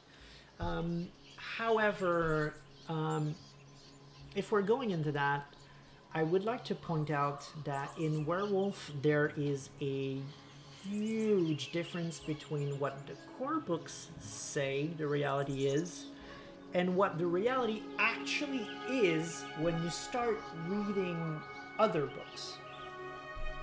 This is true for Rage, this is true for how they treat their metis, this is true for how they treat their kinfolk.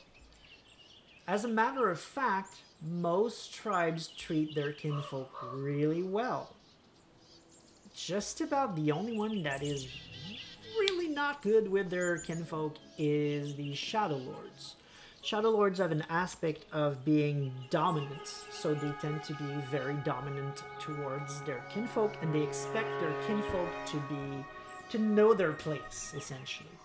The other tribe that isn't really good with kinfolk are the Glasswalkers. They are the tribe that is the modern tribes, the ones that live in the cities and use Weaver tools, technology essentially, to fight back against these cosmic forces that I spoke about earlier. And the reason why they don't have a very good relationship with their kinfolk isn't really that they treat them bad, it's because they are afraid of them. In the forest, in a fight where it's about muscles and strength, essentially, the other tribes don't have to fear their kinfolk because they will always come out on top. For the Glasswalkers, they fight with the tools of men. They fight with the laws. They fight with computers, hacking, programming. These are all things that their kinfolks can be just as good, if not better, than they are. And werewolves having a tendency to be to want to be on top, essentially, have a problem with that. So these are the two tribes that are not too great with their kinfolks.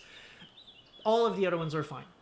They go from treating them okay to treating them really well, Like, for example, Children of Gaia and Get of Fenris, they treat their kinfolk exceedingly well.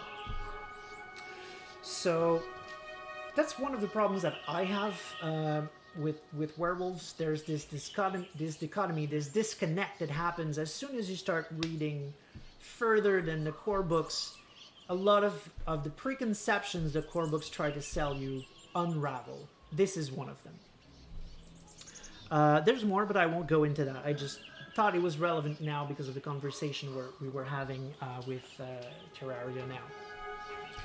I'm gonna go back in the game because we have got a long way to go, and it's almost already 9, and I would like to finish at least one playthrough tonight. Wait, logging here. Yes, we saw that bit. Special, the good reason to Cornell, look around me. So I looked, there was a clearing filled with light. I could see Cornell's trace. Yeah, okay, we saw it. One thing caught my attention more than anything else. The tower spoiled the serenity of the scene. The boulders around us were strange, or fruit trees? For some reason, fruit trees lowers my rage, whereas looking at the tower rises it. Terraria says, I'm sorry, I will stop being... No, please, Terraria, please. If it has to, I will continue my playthrough next week. I'm gonna have to anyway, to be honest, because I wanted to do both Ragabash and Aram, so we're still playing this next week. It's fine. I just wanted to complete at least one tonight, and if I have to stop at 10, I will stop at 10. That's absolutely fine. Please go ahead. My goal here is not only to play the game, but also to have an interaction with the chat and make a deep dive into Werewolf as it becomes relevant. So your comment was absolutely relevant, and please continue. That's absolutely fine. I'm just saying that I'm going to stop with this one subject because I feel we've discussed the whole of it, but I'm going to go back to the game. But if you have more comments, they are absolutely welcome. Please keep talking. So, I don't want to be rageful. I don't get the Futru reference, and we're in a place of power, so I feel like this should be the point of our conversation here, so I'm going to go with this. These rocks. Someone brought them here, right? I asked, looking at the boulders, which, upon closer inspection, formed a circle. The stones were irregular and nestled deep in the ground. People believe this place of worship thousands of years... People believe this was a place of worship thousands of years ago. Hence the fruit trees, stone circle, and now the tower. And indeed, there's a lot of energy in this place. You felt it, didn't you? Yeah. Yeah, I felt it, I said without enthusiasm. The Pushta is wounded and in pain, and it calls out to in rage to anyone who can hear it. Here this call is louder. You see, the logging, his eyes darkened, is slaughter. Anya gasped quietly. Every priceless thing can be destroyed by greed. Logging is illegal, of course, but illegal is sometimes just a way of saying a bit more expensive, but still profitable, especially for huge corporations. The forest is hurt. The wound is getting bigger, as is its desperation. I love this. This is so Werewolf right there. Wow. If anyone from the writing team or from Different Tales altogether is seeing this, thank you. I've been waiting for this game for decades. It was wrong. What did the forest want me to do? Who was doing the logging? That would be more of a third we could do. It was wrong. More of an Aaron going against the Greenleer thing, so I'm gonna go with the questions again. Yay! Cutting, that was the right one. Cornell is now sympathetic. Great. I frowned. Who's doing the logging? I asked calmly. If anything was to be done here, it had to be done in an informed way. Cornell regarded me for a moment with a faint smile. You have a connection with this forest, don't you? You should come to the logging site and meet everyone. Bartek rolled his eyes. It sounded good, Maybe you could help me with the dreams. Bartek was my friend, right? Bartek shouldn't be a werewolf based on what I thought, but he rolled his eyes. Interesting. Okay. It sounded good. Maybe you could help me with the dreams.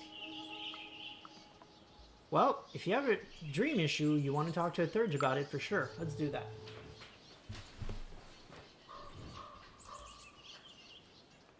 I looked him over for a moment. Hey, did any of you maybe have strange dreams about the forest before you got here? He looked at me, a look of concern in his eyes, as I said. Sorry, a look of concern in his eyes. As I said, you seem to be connected with the forest, and very sensitive to the things that are happening here. Pay attention to your dreams, especially tonight. This place is known to communicate in that way. He jumped suddenly and looked at the wooden tower and the bike I'd noticed earlier. Die, Schwalbe is getting restless. Oh, no, okay. Different language. Die Schwalbe is getting restless, he said. And as Daniel pointed out, I should be on the logging site setting up the protest. Schwalbe? What is a Schwalbe? I asked, confused. He named his bike Swallow, Daniel explained. He loves it very much. Cornell grinned. Oh, I do. Nice meeting you, Maya. The moment he disappeared, the buzzing came back. It wasn't as strong as before, but it was there. The reason why I was amused is because I'm pretty sure his bike is... Almost out of frame, let me go back.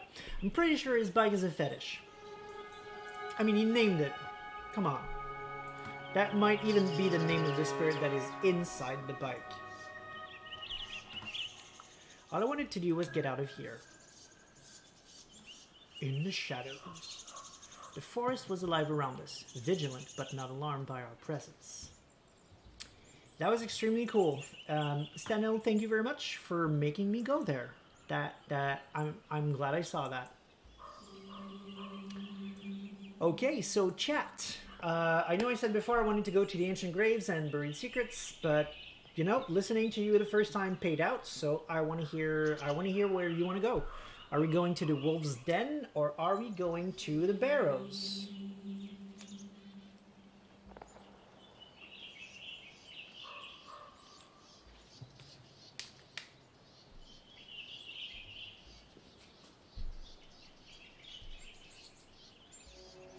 Anyone with a preference? Nomad, no surprise there, wants to go to the wolf's den. Okay, that's one for the den. Anybody else?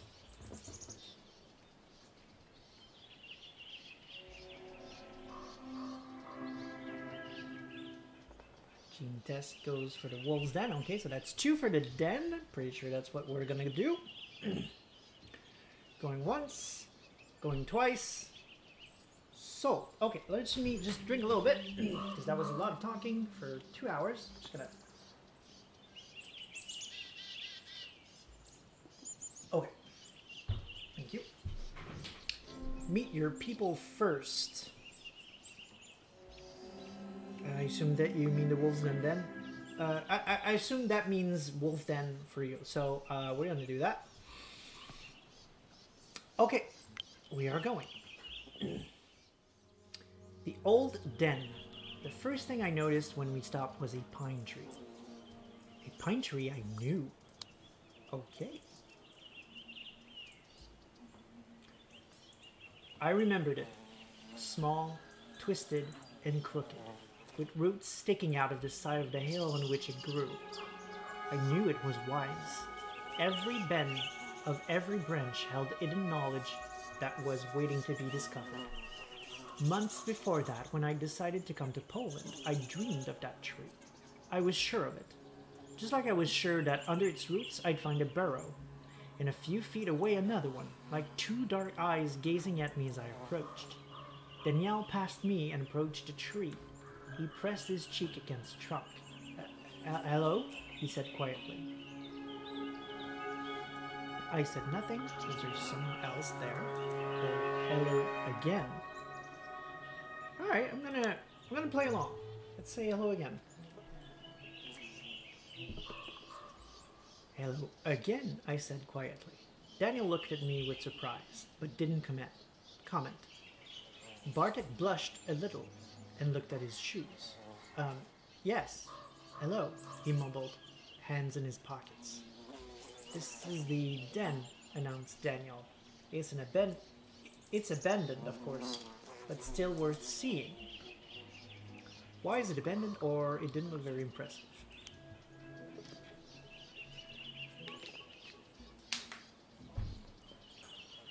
What happened? I asked. Humans happened, Daniel sighed. He sat under the tree, leaning his back against it. It was a hot spring morning when they found this den. No one knows who the two men were, even though it was only one human generation ago. There were 6 cubs here under the root of this tree. He'd stopped stuttering and seemed to enjoy telling the story. I enjoyed listening. There was something calming in his voice and the way he talked. His slow gestures and wistful eyes made me feel as though I was with the cubs on that hot spring morning. I don't think they wanted to herd the wolves, he continued. They probably thought they'd been abandoned. That's why they took the cubs with them. Humans have this instinct that makes you try to befriend everything, especially if it's dangerous. Not befriend and slave? Yeah, we were like that, or I didn't disagree. I don't necessarily want to go to no rage at all, so I'm just gonna not disagree. When you put it that way, I answered, unsure. I'm not saying it always works out, but the intention is good. And I believe the men who kidnapped the wolves wanted to do something kind, he continued. Anyway, they took them. Out of the 6, 2 lived to see the cold summer that year. The wolf mother used to come to the farm they were at and howl. People went gray if they heard her. I knew that howl. And suddenly I heard that howl. I knew exactly how it sounded, and I felt despair and longing gnawing at my soul. I remembered how the cubs had reacted. They snarled at people, they whimpered for their mother to leave, or they were silent. They probably would snarl. Every time she came, we remembered what had been done to us. We snarled at our captors, knowing they deserved it all. Deserved to go gray, deserved to die for keeping us enslaved here. Maya, are you okay? Anna asked, putting her hand on my shoulder. Interesting that I would know how these people felt. It was nothing. I liked how he told the story, or I felt for the cubs. Sounds like we're connected, so we're feeling for the cubs. I just feel for the cubs. I know a little about divided families myself. Oh. Yeah. I usually ended the conversation. Danielle sighed, looking at the tree in the burrow. The cubs that survived were sold to some people in Hajnovska. I probably mispronounced. I don't have a guide for this word. But after a while, both of them ended up back in Białowieża with the scientists. They have a station in the national park. One of the wolves, Kazan, was a celebrity of sorts. This is a fact, by the way. It's real world facts. Kazan was a famous celebrity. It was a celebrity wolf, essentially. If you saw any wolf photos from here, they were probably of Kazan. He was even on postcards. They shouldn't have moved the cubs. I keep thinking about the mother. Or, in the end, the smartest cubs survive. Oh, how very get-a-Fenris of you.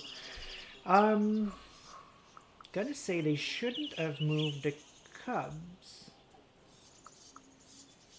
Why do I have the feeling the wolf mother is my mother? That would be weird, because that would make Maya a lupus. It would mean that she was born a wolf. It's not impossible, but if that's the case... I mean, she would know, right? I mean, she wouldn't be as comfortable as she is in Hamid. Then again, maybe she does know and she's just playing being Hamid. I don't know. We don't know enough. But that's interesting. I like where they're potentially going with this. And that might be because I always play Lupus in my games. I don't know. I'm interested in Mother, so I'm gonna go there. I wonder what happened to the mother. There's something missing from this story. I also felt like she was more important than the story made her out to be. What kind of wolf was she after all that? That's a good observation. She eventually stopped looking for her cubs. She came back to the forest and found new children. There was a slight gust of wind, and the tree creaked.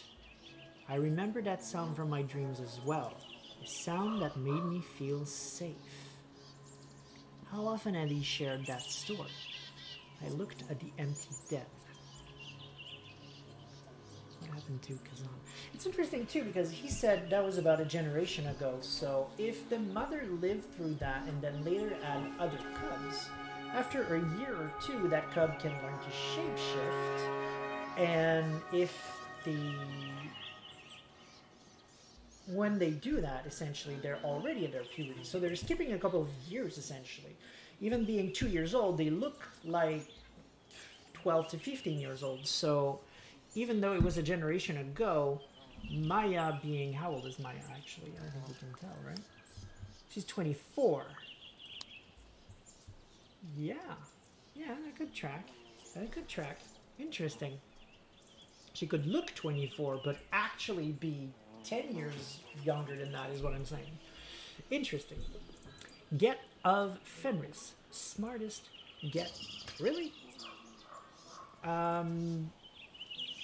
Not sure what you're hinting at here, Steno. I may have misspoken, but no, I did not mean to say the gets were the smartest at all. I may have mispronounced or not been clear. Sorry. Terraria for Life says, or she could have had her first change so early in life that she has no memory of it other than these dreams and wasn't told about Garou life. Well, you don't necessarily forget your life before your first change, though. So the wolf would remember his life as a wolf.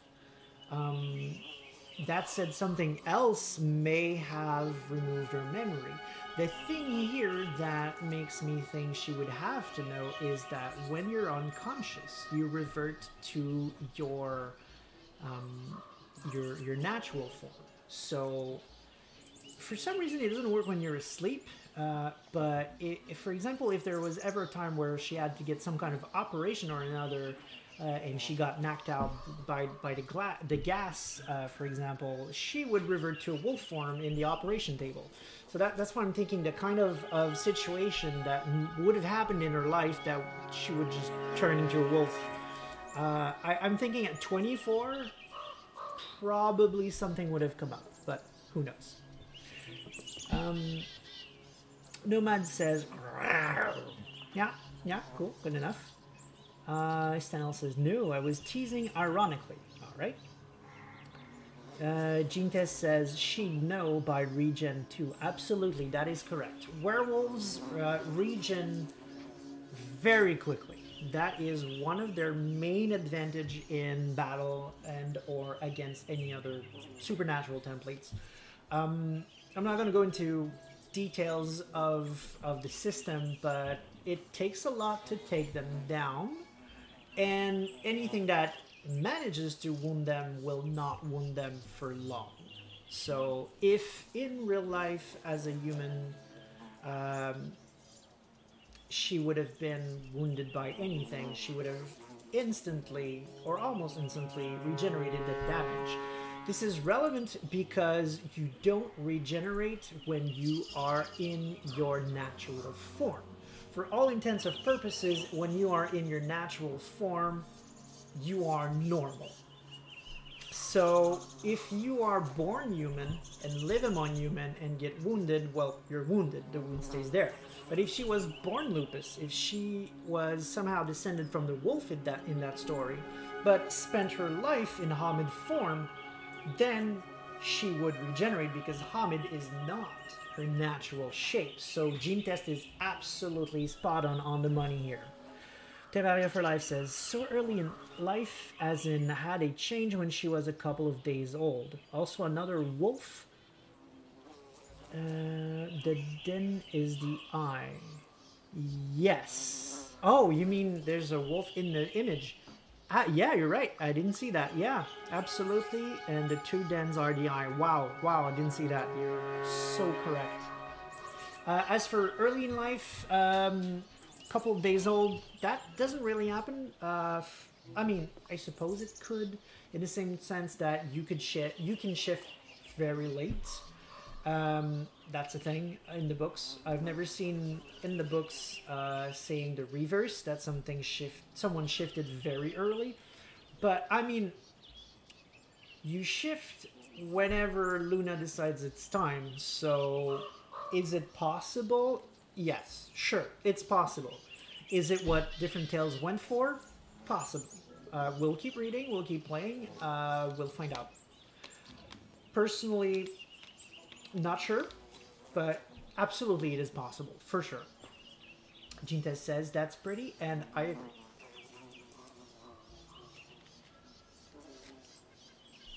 So, I also felt she was... Okay, so we're talking about the mother. We were saying, how often has he shared that story? I looked at the empty den, or what happened to Kazan. I'm interested with what happened to Kazan, me personally, but I think since we're connected to the wolves, I'm gonna go with the empty den themselves. Will the wolves come back here? I looked at the empty den. Daniel frowned. No, it won't. This place is cursed for them. He fell silent. He looked at the burrows for a long time. This place is my friend, so I try to keep it important and respected. I think it's my mission, you know?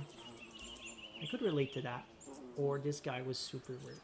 I will absolutely not judge a guy for loving nature and stuttering. There's no way I'm using that line in any playthrough I'm going to take. But I could relate to that for sure.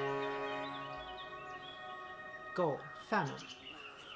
I think I understand. Every family had a story worth remembering. Daniel looked at the tree one last time. Goodbye, he said. Oh, is Daniel one of those cubs?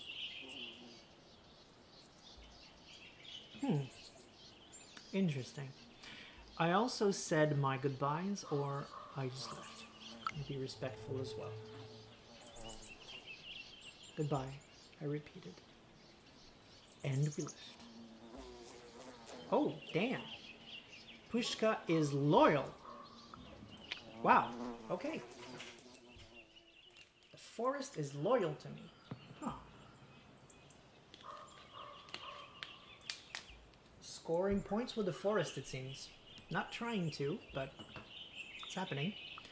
And finally, we have Ancient Graves, Buried Secrets.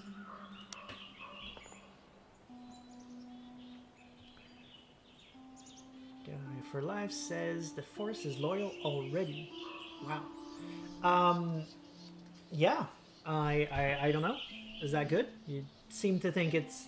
Oh, because you were playing Thurge, right? So obviously you would have had a playthrough where the forest was on your side too, or I assume so. So you had that as well, but later. Huh. Interesting. I don't know what I did to make it happen, though. Don't know what to say. It's easy to impress. I agree, I have to say. It's taken me back as well. I did not expect to do so well with the forest so quickly. Especially since I haven't done anything special. Meh. Let's see where this takes us. The Dead Hills. The trails soon disappeared. Sometimes we walked along a barely visible path made by some animals. Sometimes we followed a stream or a gully. but for most of our trek we walked through the dense undergrowth. Daniel was a great guide. He had no compass in hand, no map, yet we were heading dead north, and he moved through the forest with grace and ease, like it was his backyard, and he was showing us around. Anya and Bartek followed us, lost in hushed conversation. It was a pleasant walk. Ooh. So as we were just saying, the forest is now loyal to me, and here I'm getting a bit of text. I haven't read it yet, but I'm looking forward to it, just because the forest is loyal. I'm very much looking forward to getting back here later when we play around next week, and I'm gonna try on purpose to piss off the forest as much as I can to see how that specific line will change. So now it says, it was a pleasant walk. There was always a path through the brambles. The ground was even, and the branches stayed out of our way. I almost felt like the forest wanted us to find the way. That is so cool. Daniel was a mystery I decided to solve, or the forest was full of wonders. That sounds to me like a third option, so I'm gonna go with this one. I watched the efficient and deliberate way Daniel moved, and I tried to guess his background. Why had he become a guide? I asked a few obvious questions, or I tried to guess his background. I'm gonna go with insight more. Are you military? There was something dangerous in the way he moved. Yes, I used to fight. He said nothing more. He's pulling your leg, laughed Bartek. He's a hunter. I asked a few of those questions, I dropped it for now, or then it hit me and it cost a willpower. We're doing pretty good on willpower, so I will do that. Oh shit, and analytical got strong. Too strong for my tastes. Okay, no, cunning is still better. Good, oh, good. We're still on track. We're still on track, and I think the demo is near its end because we're in the last location. So hopefully we're getting the Ragabash here. Suddenly, it all came together, and I realized what was so unusual about him. The way he moved. It was so natural, so effortless. No one who'd spent their childhood sitting all day at school or in front of a screen could move that way. Who are you, Daniel? I asked, bewildered. Were you raised by wolves or what? He looked me straight in the eye, his irises a mesmerizing yellow-green. Yes, I was, he said with a poker face. Then he winked. Anya smiled uneasily. We continued in silence. Wow, Daniel is playing such a dangerous game right here. Terraria for Life says, interesting. I agree. Everything right now is interesting. I am gripped. I want to know more. And I'm actually kind of sad that this is just a demo because I could absolutely keep going. But yeah, wow. Okay. The reason I'm saying Daniel is playing with fire here is because, as I said before, there is a law in the Garo Nation, in the Litany, that says the veil shall not be lifted.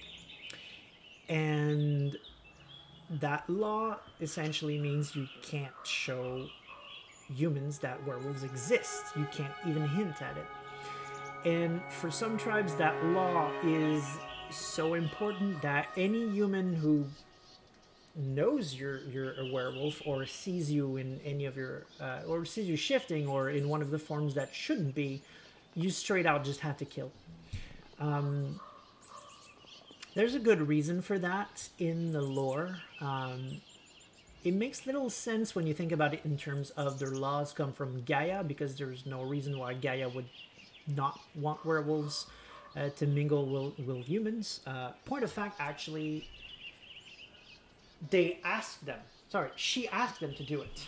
One of the reasons why werewolves have a human form, even though they predate humans, is because at some point in time, Gaia came up to them and said, yeah, well, now you're going to spend time with humans, get to know them, and mate with them. And through time, they gained the Hamid form and began having humans as kinfolks. Before that, they didn't. Hamid was not a thing. They were just wolves who could shapeshift, at least according to some tribes, anyway. So, where was I going with this? Sorry, I lost my train of thoughts. Right, so Gaia is actually for werewolves and pharaohs in general to be cozy with humans. That is also one of the reasons that one of her laws is Garu shall not mate with Garu, which is, as I said before, when two Garu mate together, it gives a metis, and metis are persecuted and not seen well because, again, they are living embodiment of breaking that rule. So the fact that the veil shall not be lifted is one of the laws of Litany is weird, for starters, and is absolute proof to me that some of these laws don't come from Gaia and definitely had to be added later on.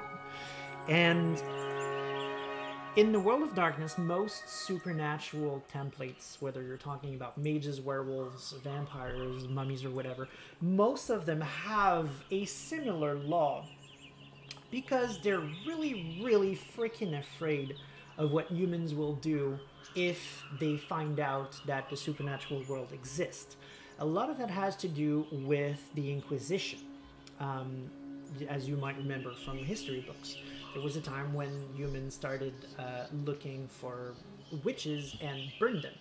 In the world of darkness, that happened too, but they burned way more than just witches. They killed a frack ton of werewolves, they killed a frack ton of vampires, because as it turns out, you can be as tough as you like when you have 40 people with pitchforks and torches. That's gonna hurt. And especially for vampires who are extremely weak to fire, that was a problem back in the day. But werewolves are actually don't do too well with fire. It's really not as bad as vampires, but fire is still pretty bad for them. So humans were able to kill a couple of werewolves. And if you remember earlier, I also said that in your natural form, you are you don't regenerate. But you also you're not as tough, essentially. You're easier to damage. So if humans surprised werewolves in their natural human form, for example, they would have been very easy to kill. So essentially, what happened is that all of these supernatural races got their asses kicked by a lot of pissed off humans back in the Inquisition, resulting in most of them being very afraid of humanity. So here, going back to my original topic, Daniel is taking a huge risk because he's joking around, sure, but he's saying something very risky in front of probably two humans. Not a wise move. Let's go to the chat for a second. Terraria for Life says, I went to the place Barak last and I didn't get the he is pulling your leg because Barak wasn't with me. Okay. Barak. Wait. Daniel is there. Oh, okay. The bit before that. Okay. Oh, interesting. So this whole conversation was completely different because Bartek was not there. Okay. Interesting. Good to know. Probably not going to have a lot of friends when I do my next playthrough because I'm going to be... I keep looking there because that's where my chat is, but sorry, looking at the camera. Probably going to be a bit of a jerk when I play as an Aaron, so we might get to see that. Gintest says, if there's no more witness afterwards, Litany is okay. Yes, that's exactly what I was hinting at. If those humans realize that they're werewolves, Daniel may have to kill them. Depending on how seriously the local Philodox take this law of the Litany, he might, yeah. Gentest says, like most Bibles. Yes. Yes. Terraria for Life says Barrack was the Thirge. Okay. So, oh, really? So in your playthrough, Bartek was a Thurge, whereas in mine, the guy we met at the previous place, Cornell, was a Thurge. Interesting. Nomad says, Aran are not jerks, or at least don't say that to their faces. Yes, Nomad is very, very correct. Arons are not necessarily jerk, that's very true, but me taking all the options that make me a rage-filled ball of rage will probably make me appear as a jerk in my next playthrough is what I'm going with. But yes, he's correct.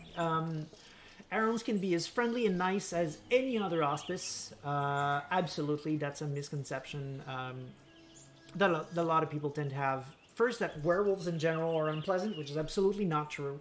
And Arons in general tend to be the epitome of that. But no, Arons can be really nice people, totally. Feel free to be nice when you're playing them. The problem with Arons is that they have too much rage, and they have a little problem controlling it. You have to see it not as making an excuse for toxic people, but rage is a supernatural force. They literally have some force, some cosmic force giving them this supernatural rage so that they can channel it to destroy really dangerous monsters and such. So it's a problem for them. Rage is absolutely a problem for Aron. Some of the themes of playing Aron are essentially you are afraid of yourself. You're afraid of what's going to happen the next time you lose control. So yes, they can be nice people for sure. Please don't forget that if you're playing them. But also, they can come off as pretty rough. Terraria for Life says, I don't know, maybe I am misremembering. Can't tell, sorry bro, didn't see your playthrough. Terraria for Life also says, Elder Arons claim other Garus as property. Help. Oh, she's an Aron. I didn't realize she was an Aron. Okay, cool. He's referring to the Werewolf game I was talking about earlier. He has a bit of a problem with one of the elders in that game who pretty much wants him dead, and treats him as her property. She is not nice. So we are here. He made the joke. Really not a good joke. Might get people killed. We continued in silence. We'd been walking for a while when I noticed that Daniel's steps had become slower. He was also looking around more often and had hunched slowly. Fuck, we were lost? Was it the barrows? Or I just enjoyed the moment? Again, I don't want to have no rage at all, so we're going with what is the barrows? Are we there yet? I asked. He froze for a second as though he'd forgotten that I was there. They're tricky to find sometimes, he mumbled. Be quiet for a minute, please. That was when I felt it. Ash in my mouth. The smell of smoke and wet soil and a pull. I knew where to go. It felt weird. Let's go for it. Might give us some spirituality, but I don't care. I think I know where to go, I said, surprised. He tilted his head. Okay, let's check it out. After all, he's the one who gave us a rock earlier to see, so we would follow our instincts, so let's go with it. I pointed to the barely visible path to my left, under a dying tree. He followed me, and I followed my feet, knowing exactly where they should go. Under the crooked tree, past the dead tree trunk. Okay, there's a lot of tree there. Under the crooked tree, past the dead tree trunk, and the sponge-like mushrooms, across the patch of wet dark green moss, all the way to a place that didn't look much different than other parts of the forest. Until you noticed the elevations. There was something about the flattened hills that drew my full attention. It must have been bigger in the past, I could remember, or I felt dizzy. I am remembering. A memory stirred in my mind. No, it wasn't a memory. It was a feeling anchored in my chest, akin to the taste of ash in my mouth and the smell of smoke. Longing, sadness, resignation. But there was more. A sense of sacredness. It filled me with a calm excitement, and when I closed my eyes, I saw a fire burning in the darkness. Voices. The village was burning and people were fighting. Illuminated by the flaming buildings, I walked among them, unseen, whispering in their ears. They listened and fought even more fiercely. Fiercely? Okay. Oh, okay. I see. They listened and fought even more fiercely. Some in ancient Roman armor, some in rags, some in animal skins, some in uniforms from the world wars, some in modern camo. Are you the enemy? They shouted one another, confused. Death to the enemy. Firelight for Life says the taste of ash. She is a vampire. Okay, that's a reference to the fact that vampires can't eat, essentially. They can drink blood, yeah, that's gonna taste super good, but everything else they eat will turn to ash, or at least will taste like ash. They cannot gain sustenance or even pleasure at all by eating or drinking anything that is not blood. Yeah, I guess. Yeah, either that or the forest is having a weird effect on me. Just want to look at the art here for a second. Not only is this super cool, but you see like there are weird lines here. It looks like, you know, when painting, on paintings it does that sometimes. Like they're gonna see lines because there's essentially a lot of paint stacked in one single place. I mean, I don't know if it was drawn that way to look like it was painted or if they literally painted this. Either way, it's cool. Are you the enemy? They shouted at one another, confused. Death to the enemy. They all were. Let's not go there. Or their anger blinded them. Blinded by anger, they never noticed their real enemy. Even when I was whispering in their ears. When I opened my eyes, Daniel was watching me. You were somewhere else, he said. You said you had family here? I nodded. I dodged the question, or I lied. I'm going to be straightforward with this. Torare for Life says, it does look like canvas. Yes, thank you. That's what I was trying to say. Thank you. It kind of has the texture. It does, doesn't it? Yeah, even like putting the lines aside here for a bit, just looking at here, the little dots here, you can almost see the thread of the canvas. Pretty sure this might be something that was photoshopped on something else, but the white part, all of it, pretty sure that was painted. I heard that my father's family came from here, I nodded. I don't know much about them though, he sighed. I don't think you should be here, he said tersely. You're not ready. He knew something, or I didn't feel ready. Oh, he absolutely knows something and I'm going for it. Why? What do you know? I wasn't letting go. About you, not much. But I know the Pushta. The pass is closed here. His eyes were worried as he looked at me. And if the Pushta calls to you, it's wise to listen, but it's not wise to get lost in the voices. Come. On the way back, I was lost in my thoughts. The voices in the vision knew what I had to do. It's almost as though it was expected of me. Was this what my family did here? Or I discarded that thought? Keeping that thought for sure. Why had Daniel asked about my family? Was the vision showing me that my ancestors... Was the vision showing me what my ancestors had done here? I accepted that thought, or I was scared. I will accept that thought. Even though we see them as being violent, it might have just been an interpretation of their work as warriors, essentially as werewolves. I smiled. A bigger picture was finally starting to come to light. Trickery was in my blood. The walk back was uneventful. In the shadows, the forest was alive around us, vigilant, but not alarmed by our presence. Town, we made our way back. The first evening, the B&B was quaint. I left Anya and Bartek outside. They looked like they needed some time alone to say their goodbyes.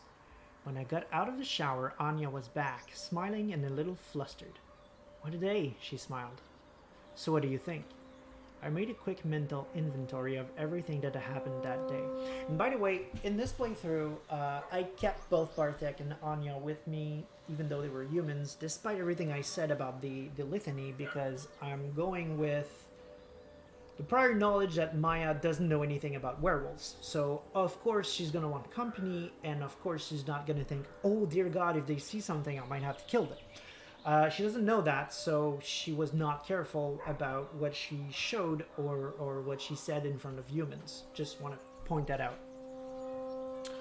Daniel was a strange guy. I was moved by the story of the wolves. I was freaked out by the vision at the barrows, or they were cutting down the trees and I didn't like it. I think I connected more with the story of the wolves, which comes absolutely as no surprise to anyone who knows me in the chat. I'm gonna go with that.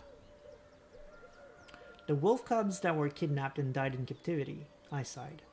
The story stayed with me, you know? Anya raised her eyebrows. Yeah, that was weird. Soon we were both asleep. Even though I was tired, sleep didn't come quickly. Anxiety was spreading its cold, writhing roots deep in my chest and stomach. I lay there for some time looking at the silver rectangle painted on the wall by the half moon. I drifted off. A night in the woods. Two black holes underneath a crooked tree stare into the night, quiet and vigilant. I tremble. Something is coming. It's huge and monstrous. I am a cub, or I am a seed. Well, I guess with everything we've done with the wolf side and the theory that Maya might be lupus, let's give that a try, right?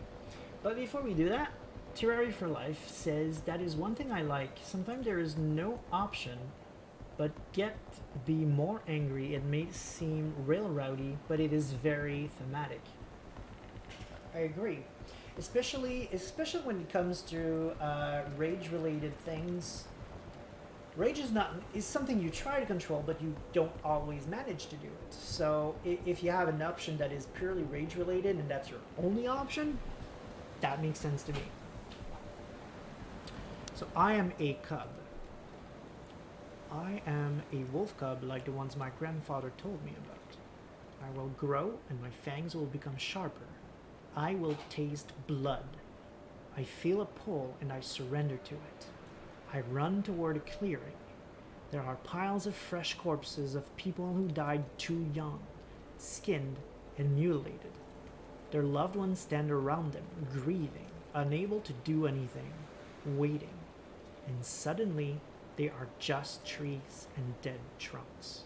I just want to point out here, actually, before I proceed, just as a quick reminder, the men we spoke to, the Thurge in the forest, in the place of power, told us to pay careful attention, Cornell his name was, to pay careful attention to the dream we would have this night, because the forest is known to communicate this way.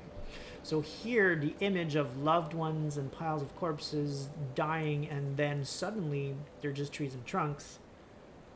To me, that's the forest talking about the trees being cut down, essentially, as being her loved ones, and she sees them as corpses, essentially. So the logging around that's happening in the forest is murder, essentially. And actually, even the third we spoke to earlier literally compared it to slaughter, and I would have to agree.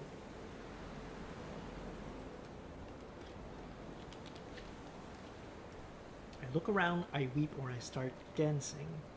I'm not going to be happy about it, but I'm not going to weep either. Weeping in this circumstance to me would resonate more with Thurge,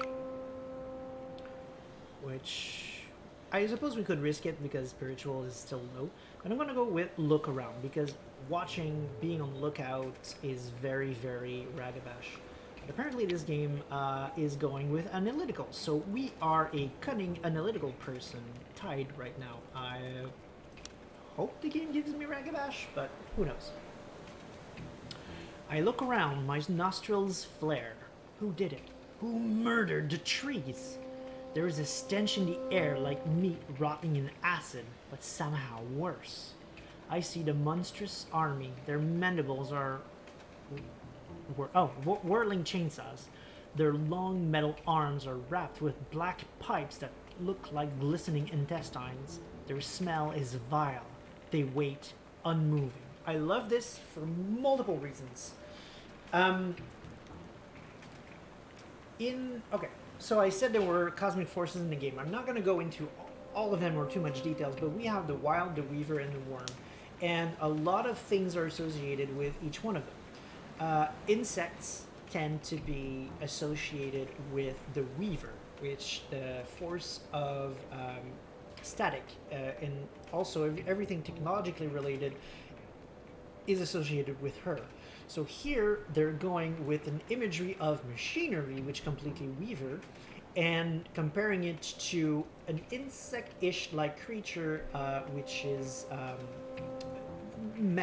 something that has mandibles, essentially. Where did it say exactly? Mandibles or whirling chainsaws.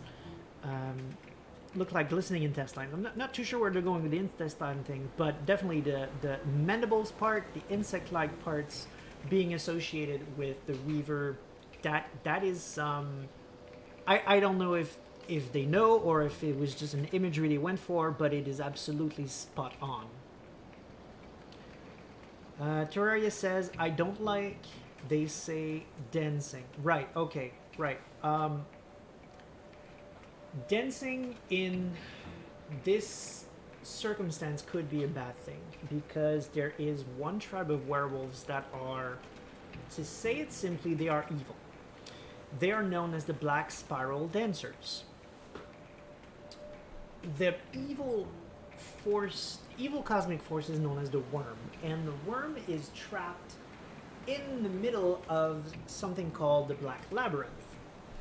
And the Black Spiral Dancers is the tribe that is metaphorically dancing through this labyrinth, trying on purpose to reach the force, the cosmic force of corruption, essentially.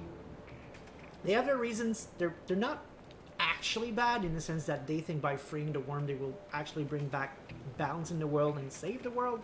But doing so involves doing pretty much everything Worm and like everything bad and evil and corrupted imaginable, and they always end up corrupted, so that they're just never going to succeed. It's just not going to happen. It's a horrible plan, but their intentions are not by default bad.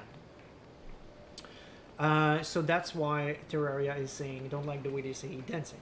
And Stenel says, with Wormstench, so I see what she's saying.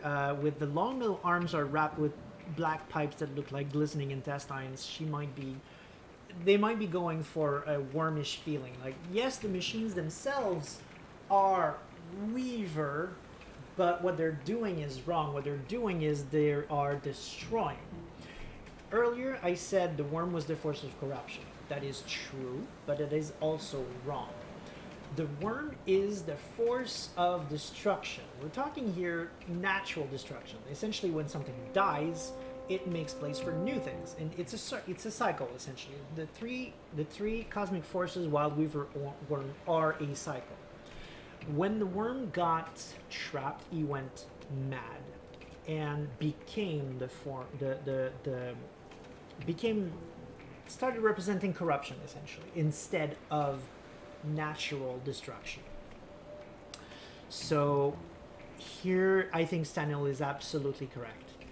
Terraria for Life says they aren't just walking down, they are dancing down it happily. Correct. Absolutely. Yeah. I look around, my nostrils flare. Who did it? Who murdered the trees? There's a stench in the air like meat rotting in acid. Okay, yeah, so we've already read that. They wait unmoving. So the robots wait unmoving.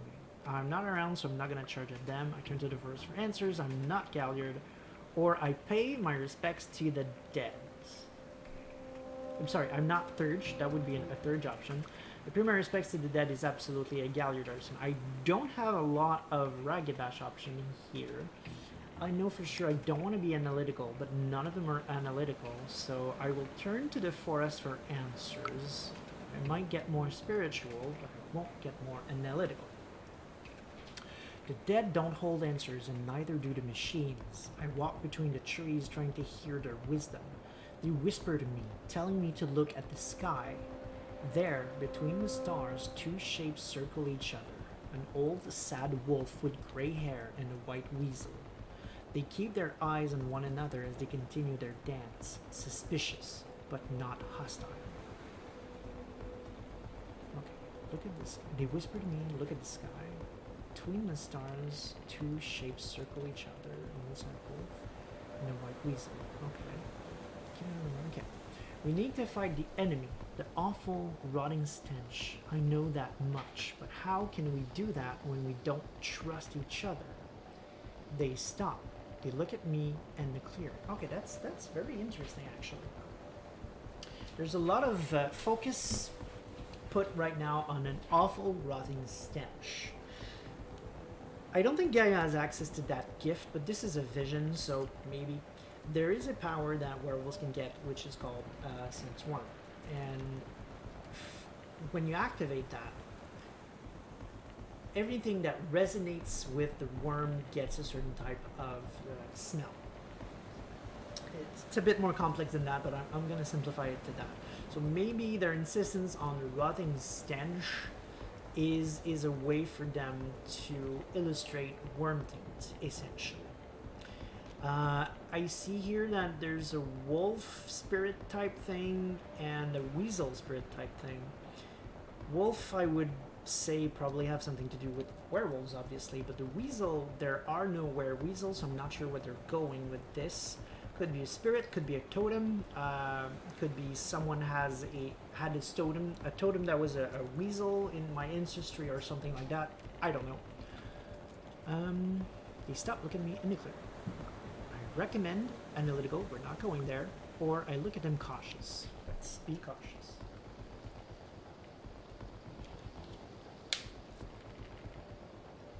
I gaze at them just like they gaze at me. Now the three of us are measuring each other. They descend to the opposite side of the clearing, one by one. Other shadows join them. I stand in the middle of it all. The end. You have finished Heart of the Forest demo version. Thank you for playing the demo of Werewolf the Apocalypse Heart of the Forest. The Maya you played was a judge, born under the half moon. Not at all what I was going for, but that's what we got. Not sure how I could have played it more Rangabash, to be honest. But that's what it is. It's funny though, because I was going for Philodox, the half moon, in my original playthrough, my 10 minutes playthrough.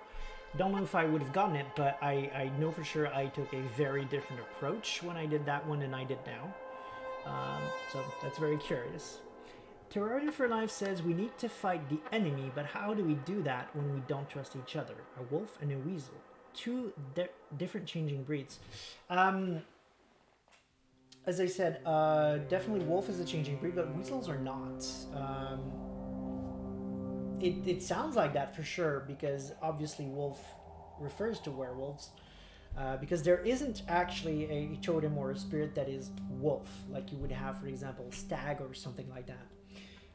For some reason, wolf itself isn't one of the spirits that is, or at least that's in the books at the very least, which is weird, but that's what it is.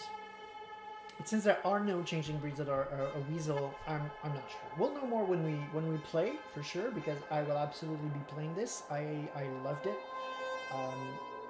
The ambience was amazing. The text was fun to read.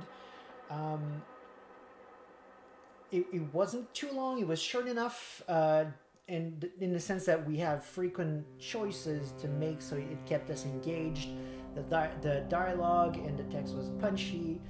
There was a lot of what feels like foreshadowing, which is really good for hooking me. I'm definitely into that, and I am very much looking forward to next week, where I will play again. This time, try to get Aaron. Who knows? If I end up at Philodox again, maybe I'll take a hint. But we'll see where we get from that. Terra for Love says, do you find it interesting they don't use the Garou name for the Auspice? Could that also be a change for W5? Oh, I see what you mean. Right, okay. Because here they say the Maya you played was a judge born under the half moon, but they don't say Philodox. That's an extremely good point, Zion. Actually, I did not notice that. As far as I know, there's no intention to shifting it. I'm thinking they may not have wanted to go into those terms yet in this game. I mean, because it's just chapter 1 and they have not actually gone into any sort of exposition of Garou society yet. So maybe that's why they refrained from using it. I don't know when the game is going to come out, but I know, I don't remember who said it, but I think they're going for a bit of a Coteries of New York feel where the lore will be explained, the society will be explained. Even though you don't, when you play, you don't necessarily have to know Werewolf before that. When you come into it, the game will teach you what you need to know, essentially, is what I'm trying to say. So here, they may have not used the term because they have not taught us the term yet. It could be just that. But yeah, maybe they're going to do away with the auspices. I don't know. I really don't know.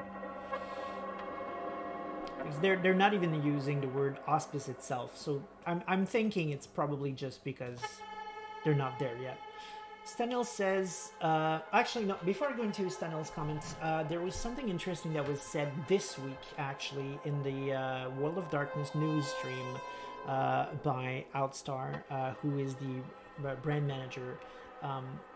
She essentially confirmed that they are working closely with Different Tales to make sure that what they're putting in this game lines up with what White Wolf, well, actually World of Darkness now that they're called specifically, is going for in terms of making sure that this lines up with W5. Now, Different Tales in the past have said that no, this is not a W5 product because W5 Werewolf 5th edition isn't out yet.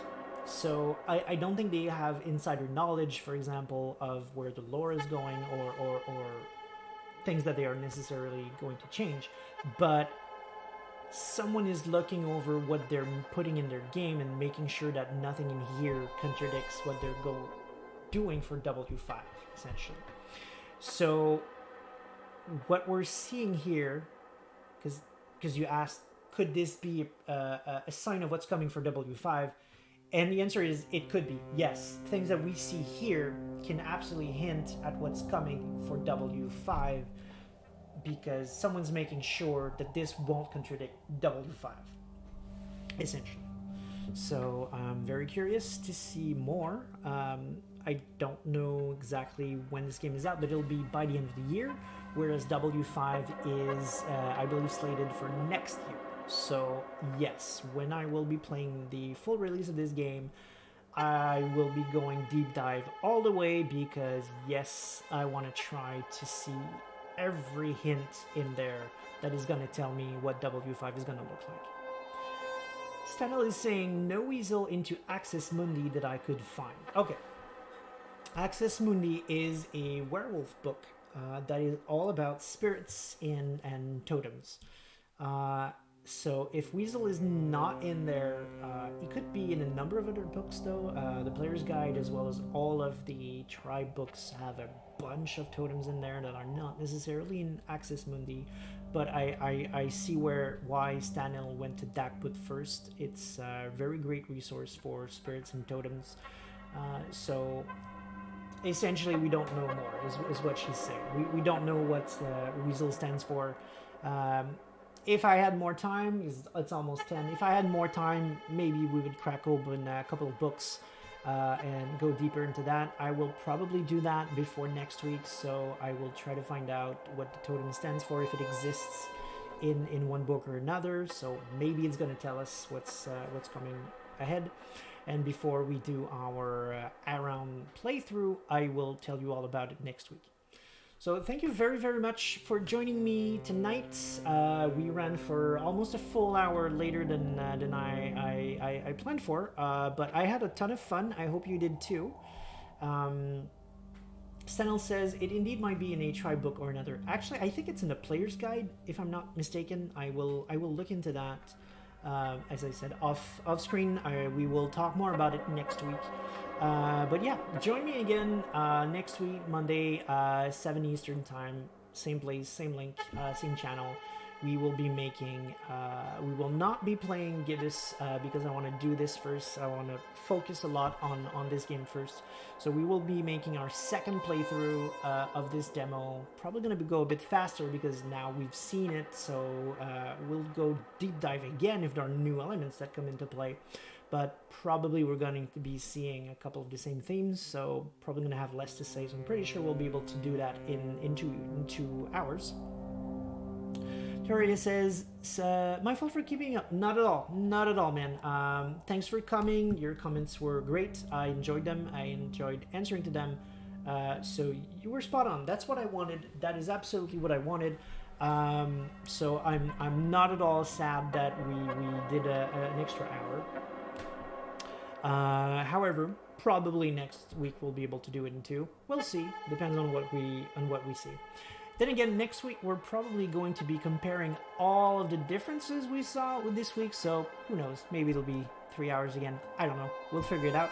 In the meantime, thanks for coming. Hope you had fun, and see you in a week.